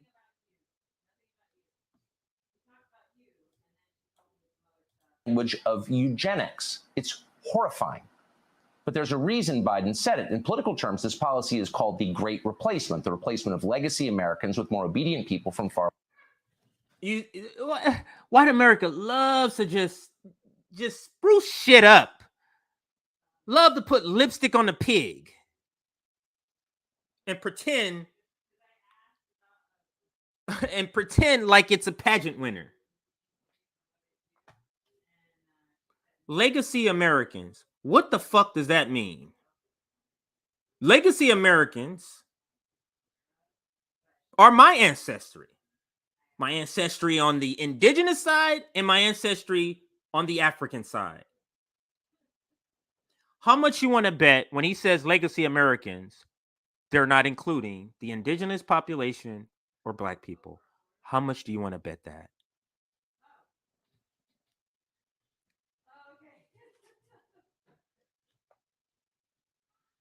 Because to white supremacists, shit doesn't begin until white people get there. Let's listen some more in faraway countries. And that's Tucker Carlson on Fox News last April. This is another clip noted by Media Matters from last year as Carlson's fear-mongering about white replacement, genocide, and a race war. The left and all the little gatekeepers on Twitter become literally hysterical if you use the term replacement. So another clip that they found a year ago. Show me the clip that he influenced the shooter. So the shooter saw these clips a year ago, a year or more so ago, and then decided a year or more later to do this. Why is the focus Tucker Carlson when the shooter does not specifically name him as the influence, to actually name somebody else? It's because this is the context that white people, white liberals in particular, are comfortable with talking about racism. In the context of Fox News is racist, Tucker Carlson is racist, but of course not us over here, and we don't support nothing like that. Forget the fact that the people who own us do. Forget the fact that all of our advertisers do. That's what they're trying to sell you on. Let's listen some more. Replacement, if you suggest that the Democratic Party is trying to replace the current electorate, the voters now casting ballots, with new people, more obedient voters from the third world. But they become hysterical because that's what's happening, actually. Let's just say it. That's true. For more, in addition to Professor Kendi, we're joined in Washington, D.C. by Nikki McCann-Ramirez, Associate Research Director at Media Matters for America. Nikki, thanks so much for being with us. As we talk about what motivated this 18-year-old white supremacist. Because think about it. Think about it. What is accomplished by interjecting Tucker Carlson into this conversation about white supremacy and replacement theory?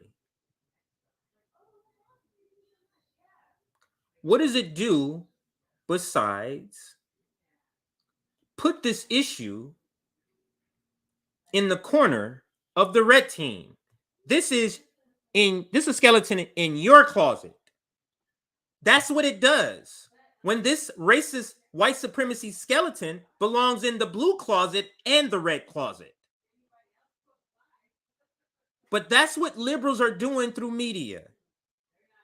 They're painting this as a red issue, as a Republican, as a Fox News Tucker Carlson issue, instead of a white American issue.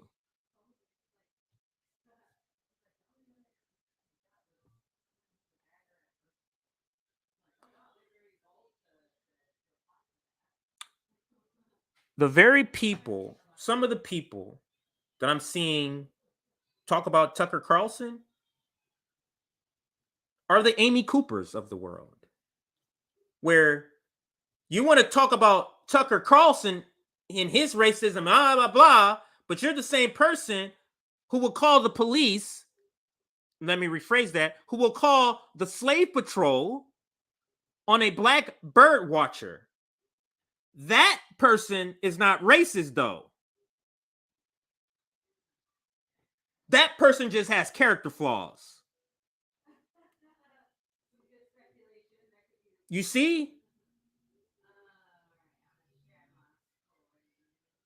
You know how many people are comfortable with labeling Tucker Carlson, labeling the Ku Klux Klan member with the outward appearance of racism as racist? But the Amy Coopers of the world, they don't want to do that.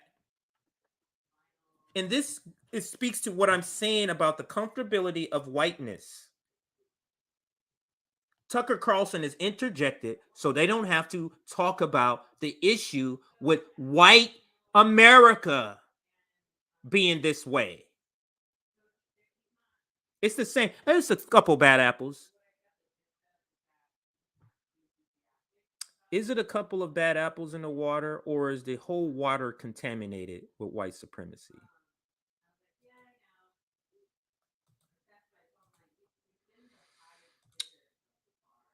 Alrighty. Okay, so I think I've beat this story to a pulp. So let's now switch gears in this last few minutes that I have. I've completely talked about this topic way more than I thought I was going to talk about it. But I covered both topics. We see how the white left media is going to cover it. They're going to cover it the way they feel comfortable, and that's talking about and as red people are racist, and my blue white brothers are not. White brothers and sisters are not. Let's see what this text is about. Okay. So yeah. Oh, so the next one. Oh, that's what I got to bring. I was trying to think what video I need to bring up for this next story. So the next story, Rand Paul. Let's do Rand Paul. And Paul. Billion. I'm just gonna put that in there. What I'm looking for. So, it's a bunch of stories. Let's see if I find anybody that we know that I can use. So Rand Paul. So that's breaking points. I guess I can use them. Let's see if we find something else. Vanguard.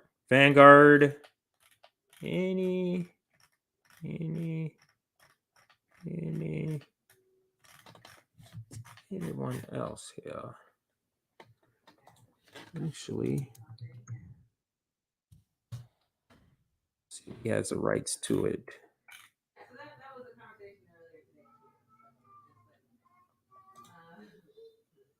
Thinking about your next vacation? All right, so I will need to share a or is that up? Actually, no, it's up. Sorry. All right, let's play through that. Let's put this on the screen. So I'm gonna play a little bit of a couple.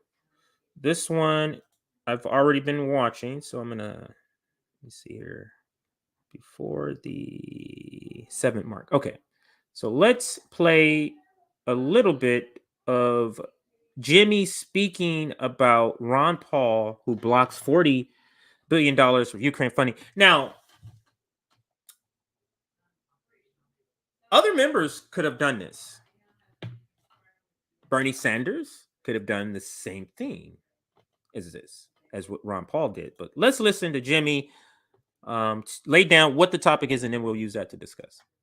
So again, they gave $40 billion. They're giving $40 billion to the military-industrial complex under the guise of helping people in Ukraine. Just like we were helping people in Iraq, just like we were helping people in Libya, just like we're helping people in Syria right now by occupying their oil fields, just like we're helping people in Yemen by bombing them and killing them and committing a genocide, just like we're helping people in Somalia, just like we're helping people in Ethiopia by backing terrorists who are overthrowing an elected government, just like we're helping people in Afghanistan. Now we're helping people in Ukraine. And the only one to stand up against it is a right-winger who I'm told is a white supremacist maniac. Rand Paul. Rand Paul stalls the $40 billion aid in Ukraine, breaking with Mitch McConnell. He's willing to stand up against his party leadership. You know who isn't? The Democrats. Bernie Sanders is not willing to do that. Bernie Sanders didn't put a hold on this bill so we could have oversight over it. Bernie Sanders is a good boy. Bernie Sanders is a good boy who will never fucking fight for you, ever. Bernie Sanders is a good boy who got his mind. Now, I got to say, I don't often agree 100% with Jimmy Dore, but that particular line, Bernie Sanders is a good boy. Think about it. Bernie Sanders will tweet some shit. Bernie Sanders will put out some videos critiquing. What does he do in the halls of Congress besides get along and go along? What?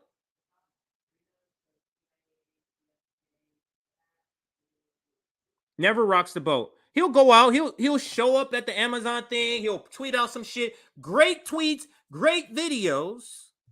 But when he gets back to where he can affect change through legislation, affect change through the Congress, is he that radical? I think we all know the answer to that. So that yeah. So let's listen some more about Ron Paul. Right. And he will never cross Joe Biden. He will never cross the Democratic Party because he'll never cross the billionaire donor class that runs this country. Bernie Sanders is there, just like the squad, to get the revolutionary progressive energy and funnel it back into a dead-end party that is pro-war and anti-worker. That's called the Democratic Party. And shame on Bernie Sanders for doing that gutless coward. And he won't even take a question from a guy like Kyle Kalinske about it. That's what a coward he is. And here is a guy standing up. And the libs, the shit libs, are such shit libs, they can't even have a nice thing to say about him. They're not even upset that Bernie Sanders didn't do this. Let's remind everybody, once again, here's Julian Assange to remind us what the actual point of the Libyan war, of the Iraq war, of the Afghanistan war, of now the Ukraine war. What is the point of all these? This is the point of it. Because the goal is not to completely subjugate Afghanistan. The goal is to use Afghanistan to wash money out of the tax bases of the United States, out of the tax bases of European countries, through Afghanistan and back into the hands of a transnational security elite. That is the goal, i.e. the goal is to have an endless war, not a successful war. So is Bernie Sanders fine with an endless war in the Ukraine? Why wouldn't he step up and say something about this? Unless he's fine with it.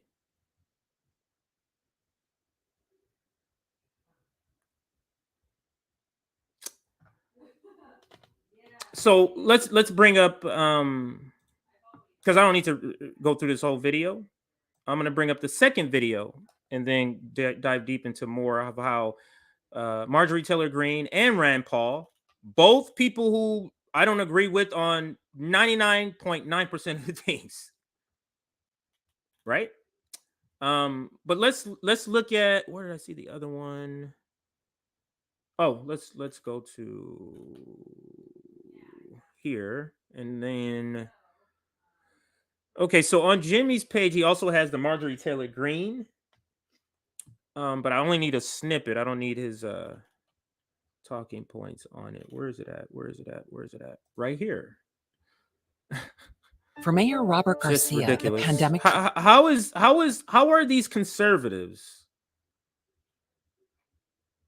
acting and behaving in the way that progressives and the left should be behaving in Congress?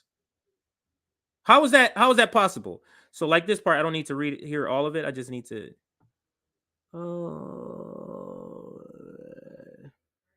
get her talking right here. Oops. An unknown. So let's listen. Sung. I only have sung by Gil Scott Heron. That's it. Okay, ready? Here we go. Thank you. I rise in opposition to the Ukrainian supplemental bill, $40 billion, but there's no baby formula for American mothers and babies. An unknown amount of money to the CIA in the Ukraine supplemental bill, but there's no formula for American babies and mothers. $54 million. Now the squad and AOC could have came out there and said $40 billion to Ukraine. But we're out of baby formula. $40 billion to Ukraine.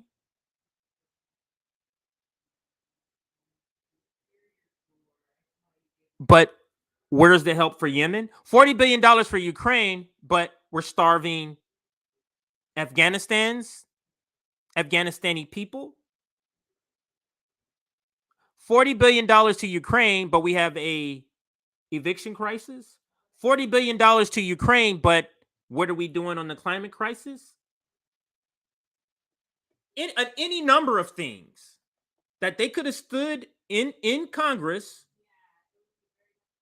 in the House, and said these things just like Marjorie Taylor Greene did. Now, do anybody think Marjorie Taylor Greene would not be voting for this package if the president was a Republican? No. She is playing a role because the president happens to be Democrat. That's why she's voting no. She doesn't have a principled stand against imperialism. That doesn't take away from the point that the squad and every progressive in the House could have done the same exact thing. In COVID spending in Ukraine, but there's no formula for American babies and mothers. $900 million for nonprofits and organizations in Ukraine, but there's no formula for American babies and mothers. $8.7 billion for economic support and funding in Ukraine, but there's no formula for American mothers and babies. If this is about claiming that it's about saving lives, let's be real, then we would care about war-torn countries like Ethiopia. So that's a bunch of hypocrisy. So when you hear someone mention the war-torn country like Ethiopia, that's no one is mentioning, don't you think that's something that Ilhan Omar or Rashid Tlaib or Pramila Jayapal or AOC or Ro Khanna, don't you think that's the... Who else has mentioned the war-torn Ethiopia? Any progressives? Maybe Ilhan Omar?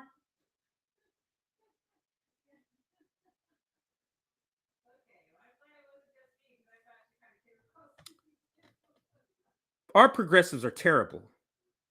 Like, they're terrible. Point to something where the progressive movement can go, wow, AOC really did something. Wow, the squad, when did that happen? We're constantly going, disappointed, disappointed, disappointed, disappointed. That's the argument that they would be making? You'd think. You'd think. I mean, they've said that they're anti-war, but now they're here openly supporting this effort to send $40 billion over to Ukraine. They're anti-war when it's absolutely 100% easy to be anti-war because their Democratic leadership has told them it's okay to go be anti-war because you speaking anti-war like will have no consequence on what we do in Somalia, Yemen, Syria, Libya, Afghanistan, or Ethiopia. And that's the point that I'm making. I was saying about Bernie Sanders. Oh, he'll say some stuff, but when it gets time to the vote, what is he going to do? He'll say some stuff. He'll tweet some stuff. He'll even make a video for his page. When it's time for the shit to hit the fan, what are you doing?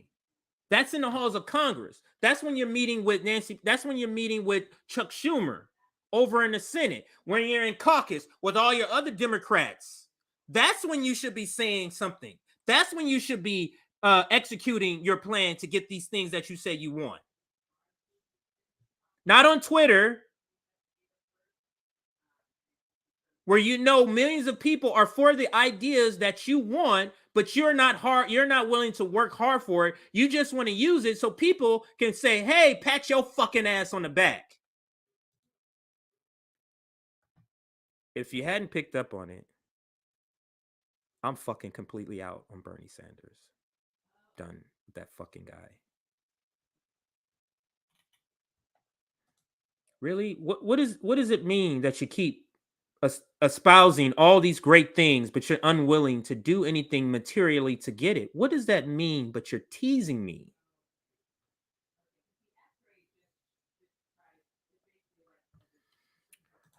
Yeah. So, Nina Turner.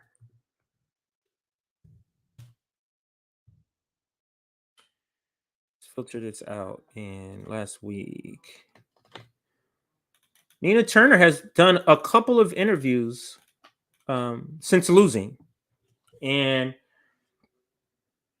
because of a lot of other just news that happened to be going on at the same time, I haven't really seen a lot of the media cover the interview. I covered a little bit of it. This one here, this first, I think I have the screen sharing. This first one here, I covered that. I didn't cover it, but it was part of my stream. So I wasn't specifically covering this, but it was part of a stream I did. So I guess I can kind of talk about it one more time. 9 hours ago. What is this? A new one? Black Press TV. I'll have to see if that's a new. But let's look at this one. No, not that one. This one here. We'll start with this one here. So Nina Turner goes on the Katie Halper show, and she addresses the question of, will you run as a third party candidate? So she addresses that question. It's a very short video. It's literally looks like it's made for Twitter because it's only 2 minutes and 15 seconds. But let's listen to what Nina Turner says. A lot of people in the chat and a lot of people in the left in general want to know or are asking you to run again as a Greene or as an independent. So can you just tell people what happened this time and whether you'd consider running again for some office and not as a Democrat? I get the frustration. I mean, we know that the majority of people who are registered as independents. That is true in my county. That is true all over the country.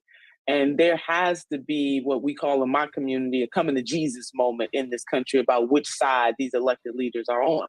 We, for now, have a two-party system. The duopoly is very strong, and we know how strong it is. And so there comes a point where justice, freedom-fighting progressives like myself and Amy, there are some decisions that are going to have to be made.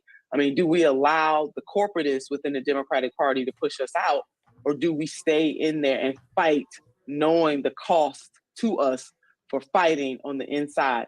That is a question that has to continue to be asked again and again. I will say that I truly understand the push to run Greene, the push to run independent, the push to start another party. I understand where people are coming from, and I hear where they're coming from, Katie. I'm not, prepared tonight to answer that question directly, but what I will say. So we didn't get an answer.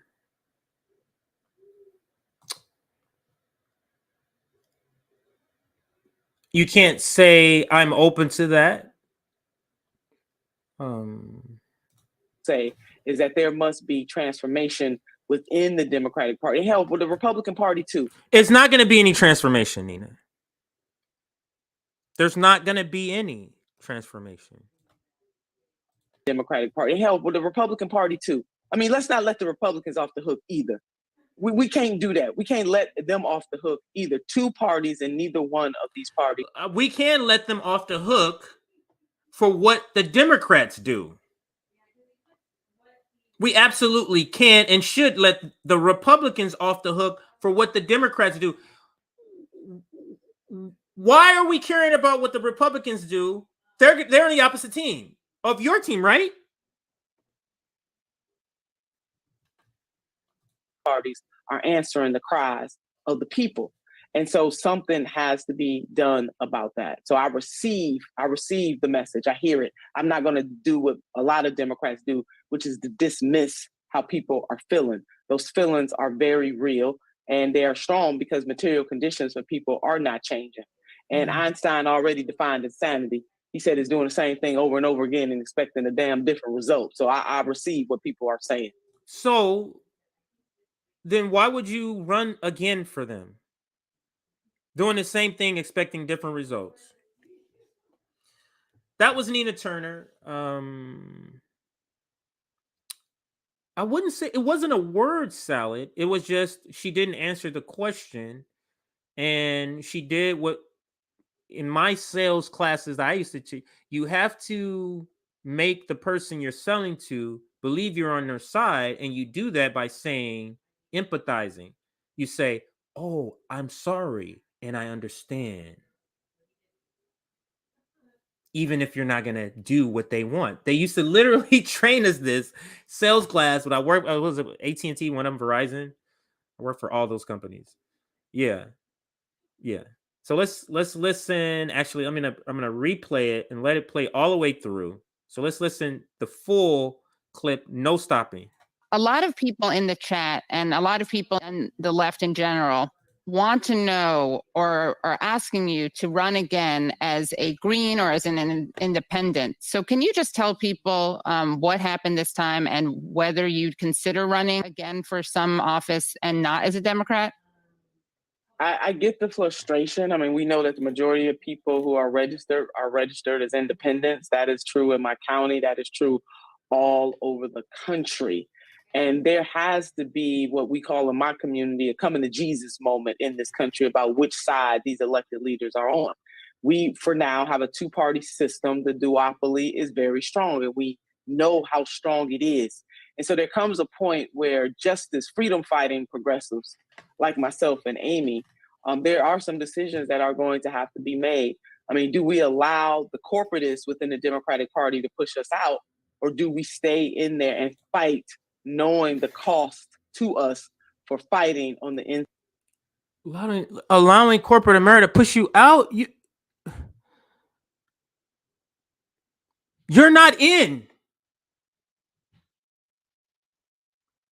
You're literally sitting there, they're not putting you in the game. Inside. That is a question that has to continue to be asked again and again. I will say that I truly understand the push to run Green, the push to run independent, the push to start another party. I understand where people are coming from, and I hear where they're coming from, Katie. I'm not, prepared tonight to answer that question directly, but what I will say is that there must be transformation within the Democratic Party. Hell, with the Republican Party too. I mean, let's not let the Republicans off the hook either. We can't do that. We can't let them off the hook either. Two parties, and neither one of these parties are answering the cries of the people. And so something has to be done about that. So I receive the message. I hear it. I'm not going to do what a lot of Democrats do, which is to dismiss how people are feeling. Those feelings are very real, and they are strong because material conditions for people are not changing. And Einstein already defined insanity. He said it's doing the same thing over and over again and expecting a damn different result. So I receive what people are saying. Yeah, that doesn't sound convincing that she's going to do anything different but run for them. Just being honest, that's what it sounds like to me. Reporting matters. Maybe that's the new clip from Status Quo. I didn't think they had a new clip, but maybe it is. I'll look at it in just a second. First, there is another clip, Katie Halper's show. I'm trying to find the clip so I don't have to play the whole thing. So let's see. Didn't see it. Oh, here it goes. Right here. Same interview. You can see the full thing on her channel. You can see the full interview on her channel. Maybe one day I'll cover the full interview. But right now I'm just covering the clips that she's put up. The Congressional Progressive Caucus, as people may know, they endorsed you during your first race. The second race, they did not endorse you. They endorsed your opponent, Shontel Brown, who joined the CPC, the Congressional Progressive Caucus, but she also joined the centrist New Democrat Coalition, which is a funny combination of things to join. Were you surprised by their decision to endorse her? Now, before she answers, let's do a like check. What do I call it? A thumbs up check, I guess. I'll come up with a better name. Looks like we're at 386. I think the goal was to get to 400. So the goal is to get to 400.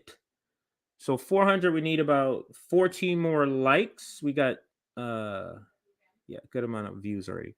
So awesome. All right. So also subscribe to our Substack when we relaunch our Discord, which will be very soon. The Discord is Substack users only, exclusive for Substack users. So join our Substack.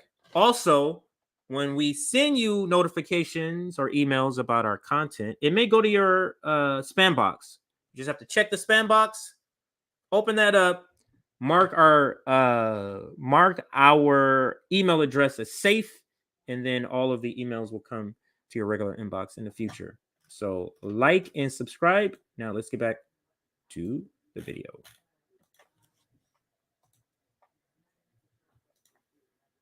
Yeah, I was. And, you know, Representative Jayapal has since answered, and I think it was in a Punch Bowl article, Katie, which I'm sure you probably read already, kind of rethinking how the CPC is structured. And I want to thank the movement for doing that. That didn't just happen by happenstance. The pressure that was put on the CPC for that ridiculous decision, and it was a ridiculous. Yeah, because we all called her out, called them out. I said it the right way. Pramila Jayapal called her out for it. So we're gonna see some different criteria, but believe me, it'll be no criteria that's gonna eliminate Shontel Brown or all the other non-progressives from the Progressive Caucus. They're not gonna implement any rule that does that. This is literally maybe where they just not gonna endorse anybody. Decision. I'm not just any other candidate.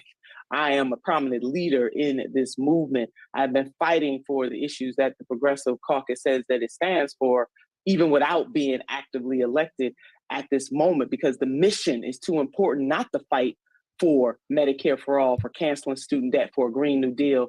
And the person that they endorsed actually had the backing of entities that are the antithesis of the things that the Progressive Caucus says that it stands for. So on one end, a very disappointed and shocked. What does that mean? You said that the candidate Shontel Brown is being funded by people who are against the very things that progressive. Do you mean like Medicare for all? Do you mean like climate, fossil fuels? Have you checked the Democratic Party to see who funds them?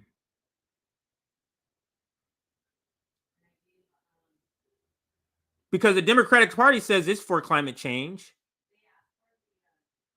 There's no pullback on the military-industrial complex, which is the largest polluter on the planet.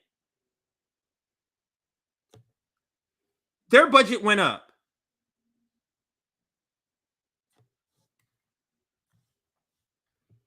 So if the point is,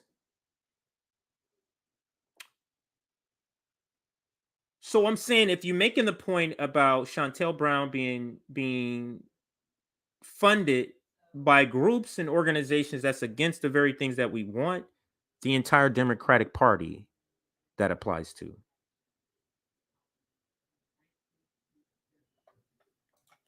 Shocked that they made that endorsement. On the other hand, really glad to see, certainly not jumping for joy, but certainly glad to see a rethinking of that and whether or not the way that the CPC endorses should be changed.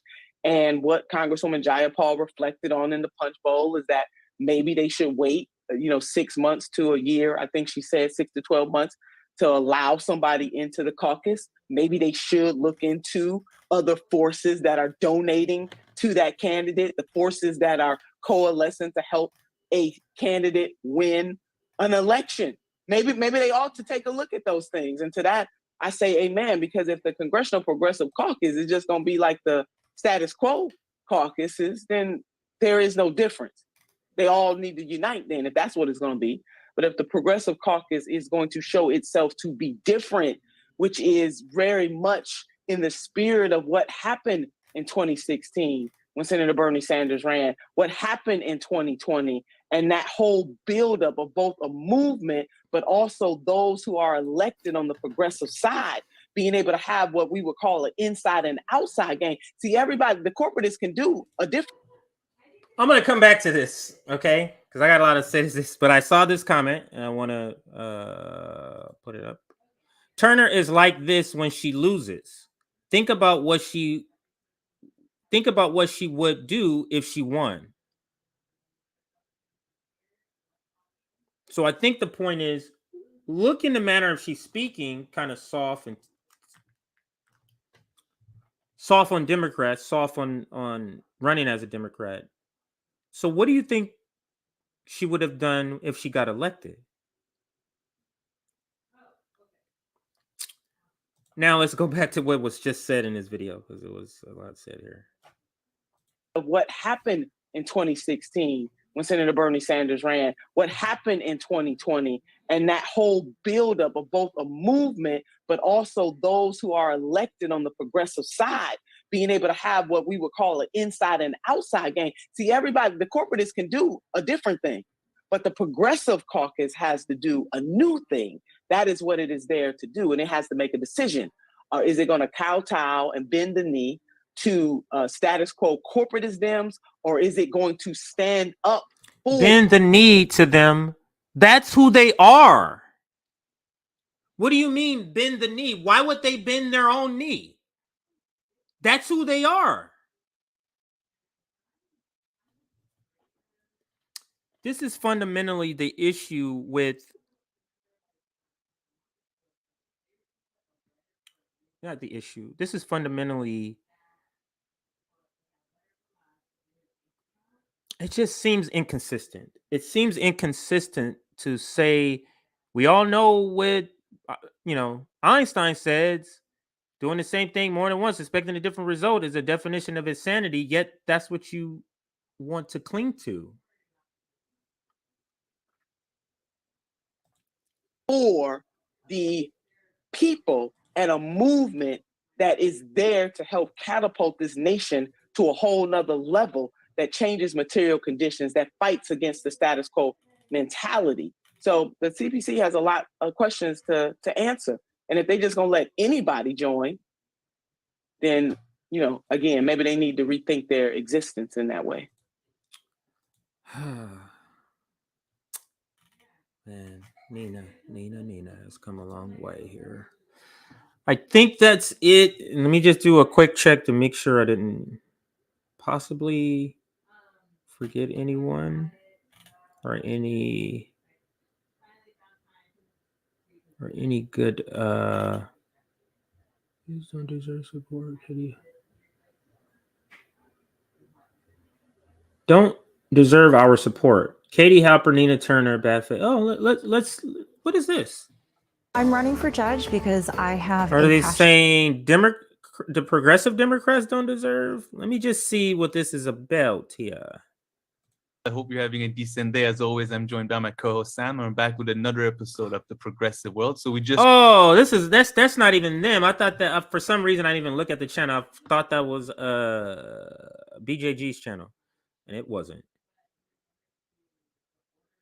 Oh. Wow, the Jen Perlman.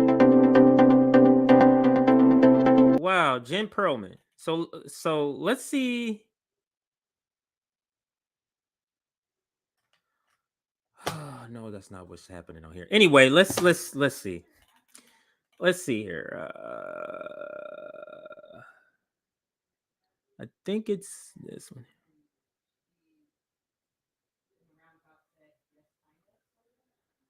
Jordan roast the squad? He does? All right, so it looks like let's see what Jordan has been saying on the show here.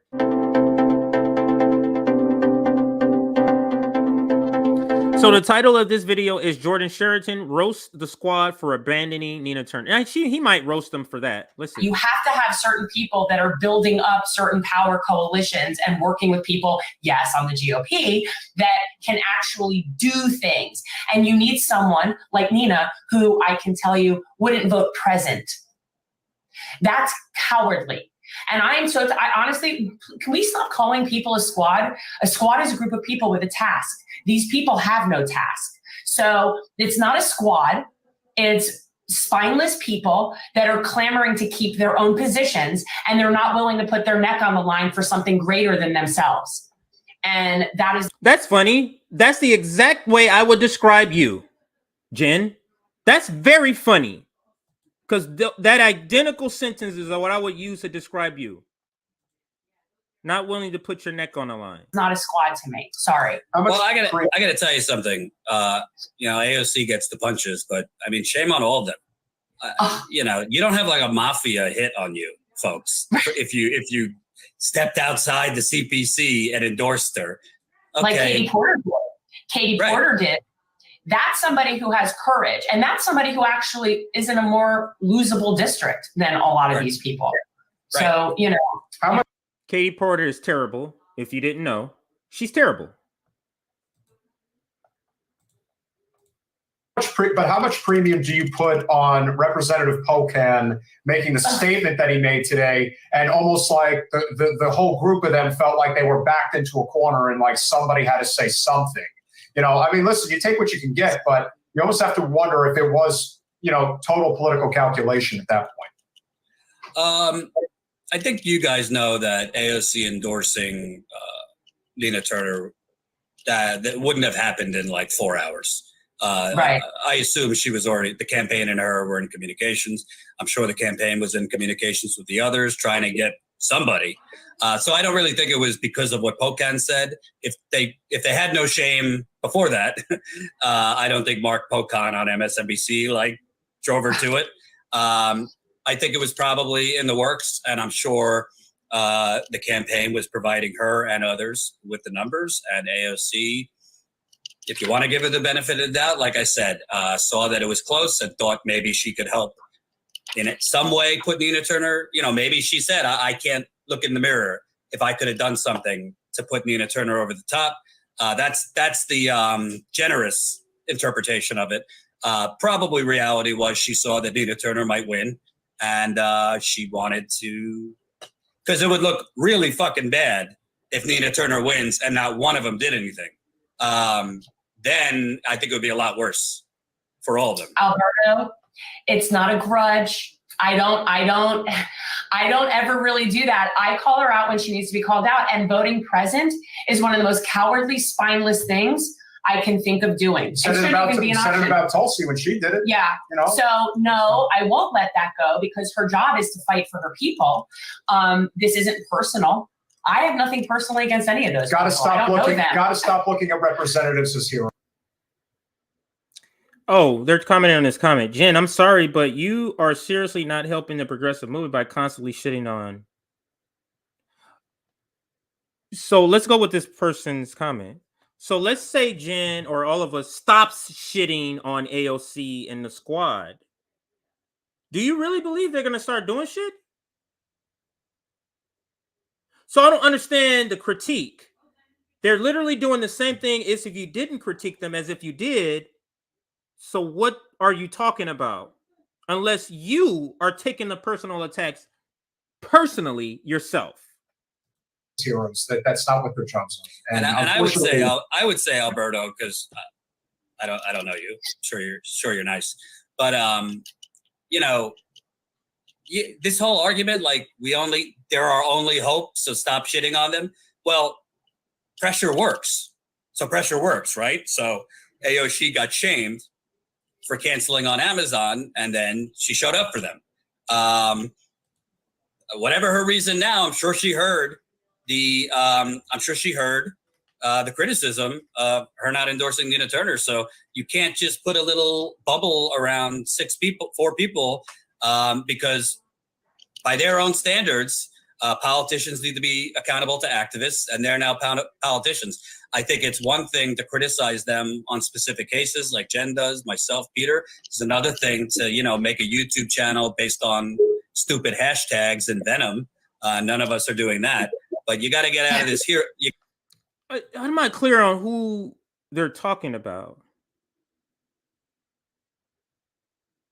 Because he's saying it's okay to criticize them here and there. What if you believe everything they're doing is terrible? You can't criticize them every day. Like, they're literally doing nothing. I don't see why we don't criticize them every day. Why not? Why do any of us, especially those in the media, feel the need to point out or say people who criticize them all the time is what? Like, why are you coming out for politicians? Why aren't you coming out for people who criticize something else all the time? Why is it politicians that you have to come to and be the savior? You got to get out of this hero worship. Thanks for watching. I wonder where they got the hero worship from. Somebody asked, have they been watching this channel? Listen, I'll just take it as we see shit a lot that we haven't been seeing, and then when we start saying this shit, then all of a sudden we start seeing it on the other channels. So if they're not directly watching, someone who watches us is getting it into their ear. So regardless, I see it as that. Wow.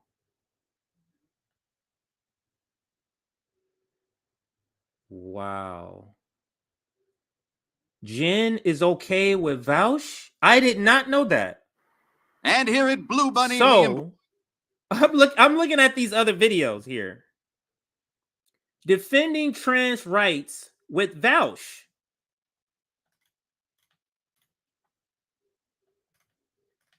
Here, Vouch, Jimmy Dore is not helping. Good Lord, they got Vouch on here together. I think that's how you say his name. Vouch. I cannot believe this. Listen, everybody, I'm discovering this real time. Place. You capture disillusioned left-leaning progressives and you release them into this mire of like apathetic, spite-driven anti-politics, you know? Like what Jimmy Dore, like in listen, I'm sorry if you've been listening and this is off topic, but this shit is very interesting to me. So let's listen to this shit here. Is 100%. The whole Jimmy Dore space is 100% like a capture and release. You capture disillusioned left-leaning progressives and you release them into this mire of like apathetic, spite-driven. Or you do what you guys are talking about. You capture the establishment, or you capture people who are anti-establishment, and then you funnel them back to the establishment. So your idea is working. Your strategy. I just can't believe. Like, I thought Jen was terrible, but I think even less of her now, if that's even possible.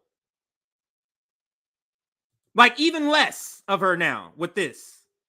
Been anti-politics, you know, like what Jimmy Dore, like in theory, what Jimmy Dore does, which is criticize the Dems from the left and focus on that, not really focusing that much on the Republicans. There's nothing wrong with that. But if you take a look at him and his community, right, like there's no real effort to build solutions here. You have people, don't get me wrong, voting Dems is not going to fix this country's problem.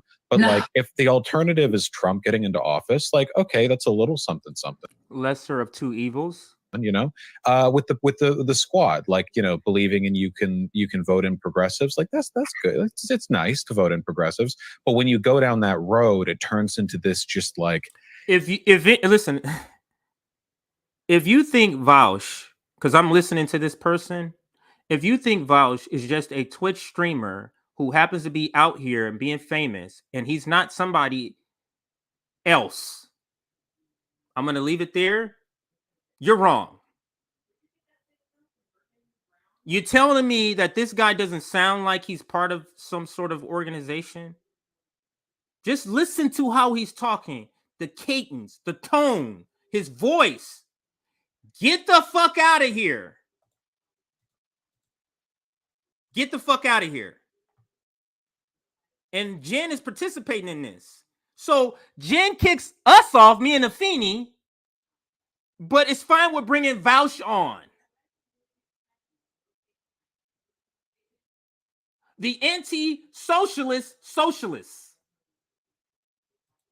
This morbid, like nothing we do can work. And then a lot of them end up nothing you do in electoral politics can work. Going to the Republican Party because they get this weirdo wraparound belief that like the Republicans haven't succumbed to woke nonsense, which means that they're more willing to do things for the working class, which it's just a big wraparound project. It's very disingenuous. I don't know how much he does it on purpose, but they're nihilists. They're nihilists. And my thought is, if you don't support electoral politics, I understand that. Like, that's fine.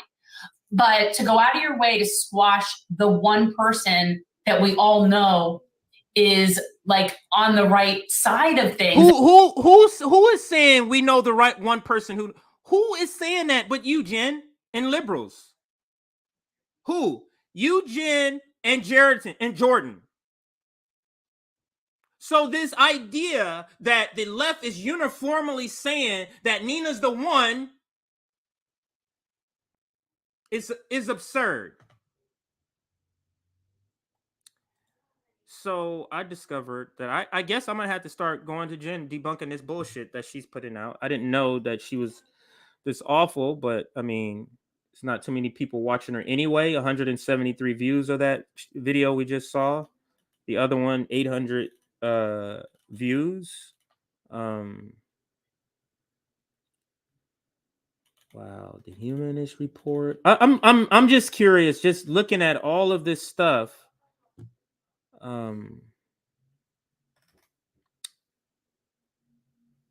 Nina Turner versus the establishment.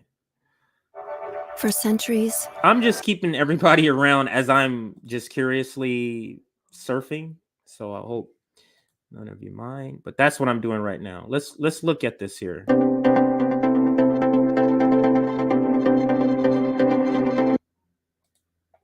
Oregon and Kurt Schrader. So it's like you can see why things are the way that they are. Like you said, they are paid to lose. They could do so much. The president has the authority to cancel student debt, to decriminalize cannabis and expend this country, which we have right now. A lot of things that can. Before, Joe Biden literally tweeted that healthcare is a human right. He tweeted this, and like, I saw this and I'm like, oh my God, like this is going to make my head explode. Like the Democratic Party, they're so insufferable. And like, I used to think that it was overly cynical to believe that they want to lose. But I feel like you can't come to any other conclusion. You can't see what they're doing or not doing and logically deduce anything otherwise. I mean, like when it comes to the issue of don't say gay and this whole grooming thing, like Republicans have effectively revived the gays are pedophile myth. And when Vox did a piece asking Democrats like Hakeem Jeffries, Tim Ryan, how are you going to respond to these new smears? Because this is very clearly like they're winning, right? I mean, don't say gay is popular. So how are you going to respond? And the answer was, we're not going to respond. Hakeem Jeffries was like, well, in response to Marjorie Greene calling, anyone who supported Ketanji Brown Jackson a pedophile, that's crazy. Who believes you that moderates should, in theory, said it, right? The Republicans are batshit insane. Like, they are psychopaths. Like, we're one step away from them spitting on people publicly and, like, shitting their pants. They're insane. So, I understand why that appeals to people, but you're not just going to we're not doing what we should be doing. Now, I could just say, let the moderate policies through. So I'm trying to get to... Actually, let me just play it. So we've fallen so far in this country that I can only deduce that Democrats will feel like a huge feeling of relief when they lose, the ones that keep their seats, because now it's like, I don't have to come up with some weird excuse as to why we're not doing what we should be doing. Now I could just say, look at what the Republicans did. And I get it, right? The Republicans are batshit insane. Like, they are psychopaths. Like, we're one step away from them spitting on people publicly and like shitting their pants. They're insane. So, I understand why that appeals to people, but you're not just going to win back voters and galvanize people by saying, look at how crazy they are. Because we're so polarized as a country, they can do the same thing and it works. They could say, oh, look at how woke the Democrats have become. And it works. So you have to fight. And the Democratic Party has chosen to not fight in any way, shape, or form. Not even the basic things like incrementalism before. I mean, God. But why do you why do you want more Democrats to be elected then? Look what you're describing as the state of the Democratic Party and what they're doing. So that's going to be it, actually. Sorry to put everybody through that. That was simply me wanting to, because I discovered this video while streaming, and I didn't know about it, so I was very curious about it. But I won't continue to torture you. Hang on a second. Yeah, I won't continue to torture you. So I'm going to bring to a close. I'm going to bring to a close this episode, but before we do, I'm going to run through a bunch of comments. So let's say I'm going to put 30 comments up here. Hang on a second here. Yeah, let's say I'm going to put about 30 comments up before I leave here. So let's do that. But before I do that, actually, let me bring up the clip I'm going to close with. And then we can just kind of exit out here. It's a lot of clips I've already played. Let's see if I can get something new for everybody. Let's find something new. Okay, I found it. All right, so of course it'll be a Malcolm X video, like a lot of my closing videos. But before that, let's throw up a bunch of your comments. I made a promise of doing 30, so let's do 30 comments up before we check out. Here, please stay. Oops, didn't mean to do that. Mike F has the charisma and intellect. I'm not gonna say that. Yep, call out Jen and CJ. Absolutely. Why do we have the GOP? Yeah, Jen is total cringe. I get it. That was just simply on a search. I searched and she pulled up. And I saw the video and stumbled upon her channel. Some of the other videos. Anyway. I was torturing you because I was curious. Sorry.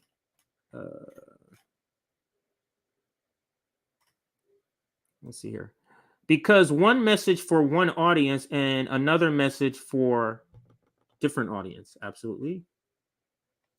It's fun watching CJ learn about these dynamics. Yeah.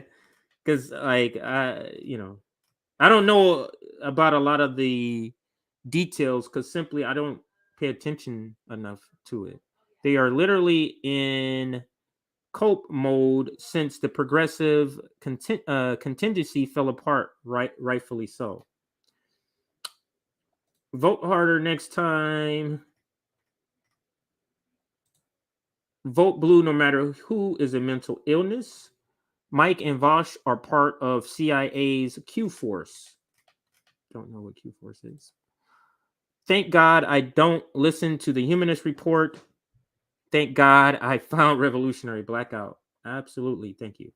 But they still vote for them, which is crazy. You listen how Mike describes them, and then they say, oh, but let's go ahead and participate in this bullshit.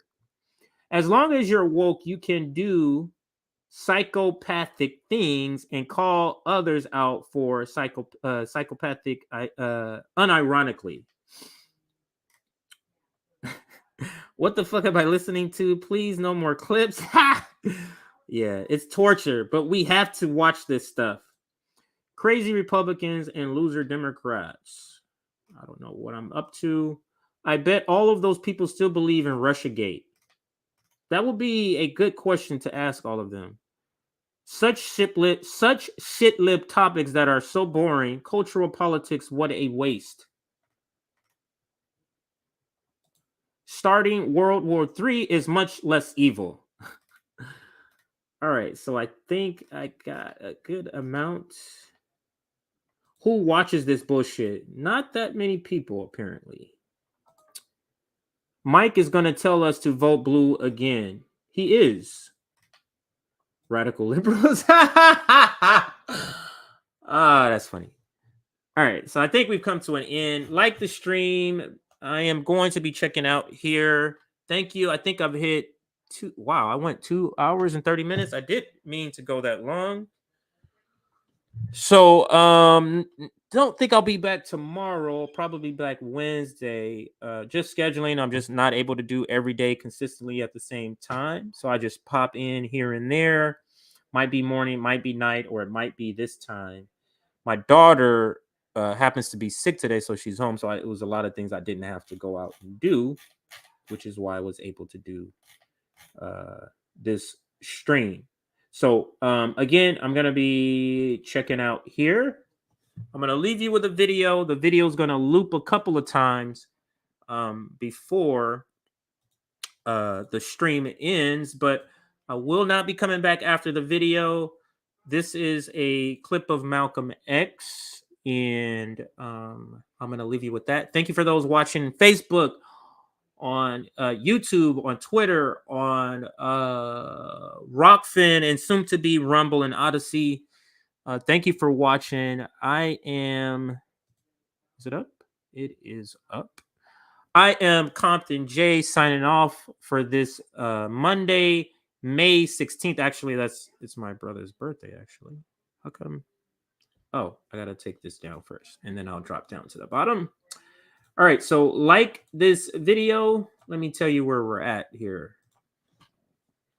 before we sign off for everybody. Wow, I can't believe I did 2 hours. This is supposed to be an hour and a half because I thought I didn't have enough to talk about.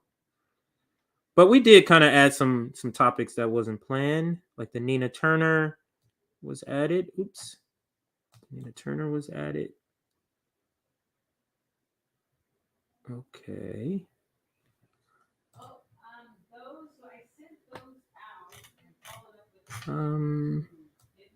All right, so we're at a 443. If we can get to 500, that would be great.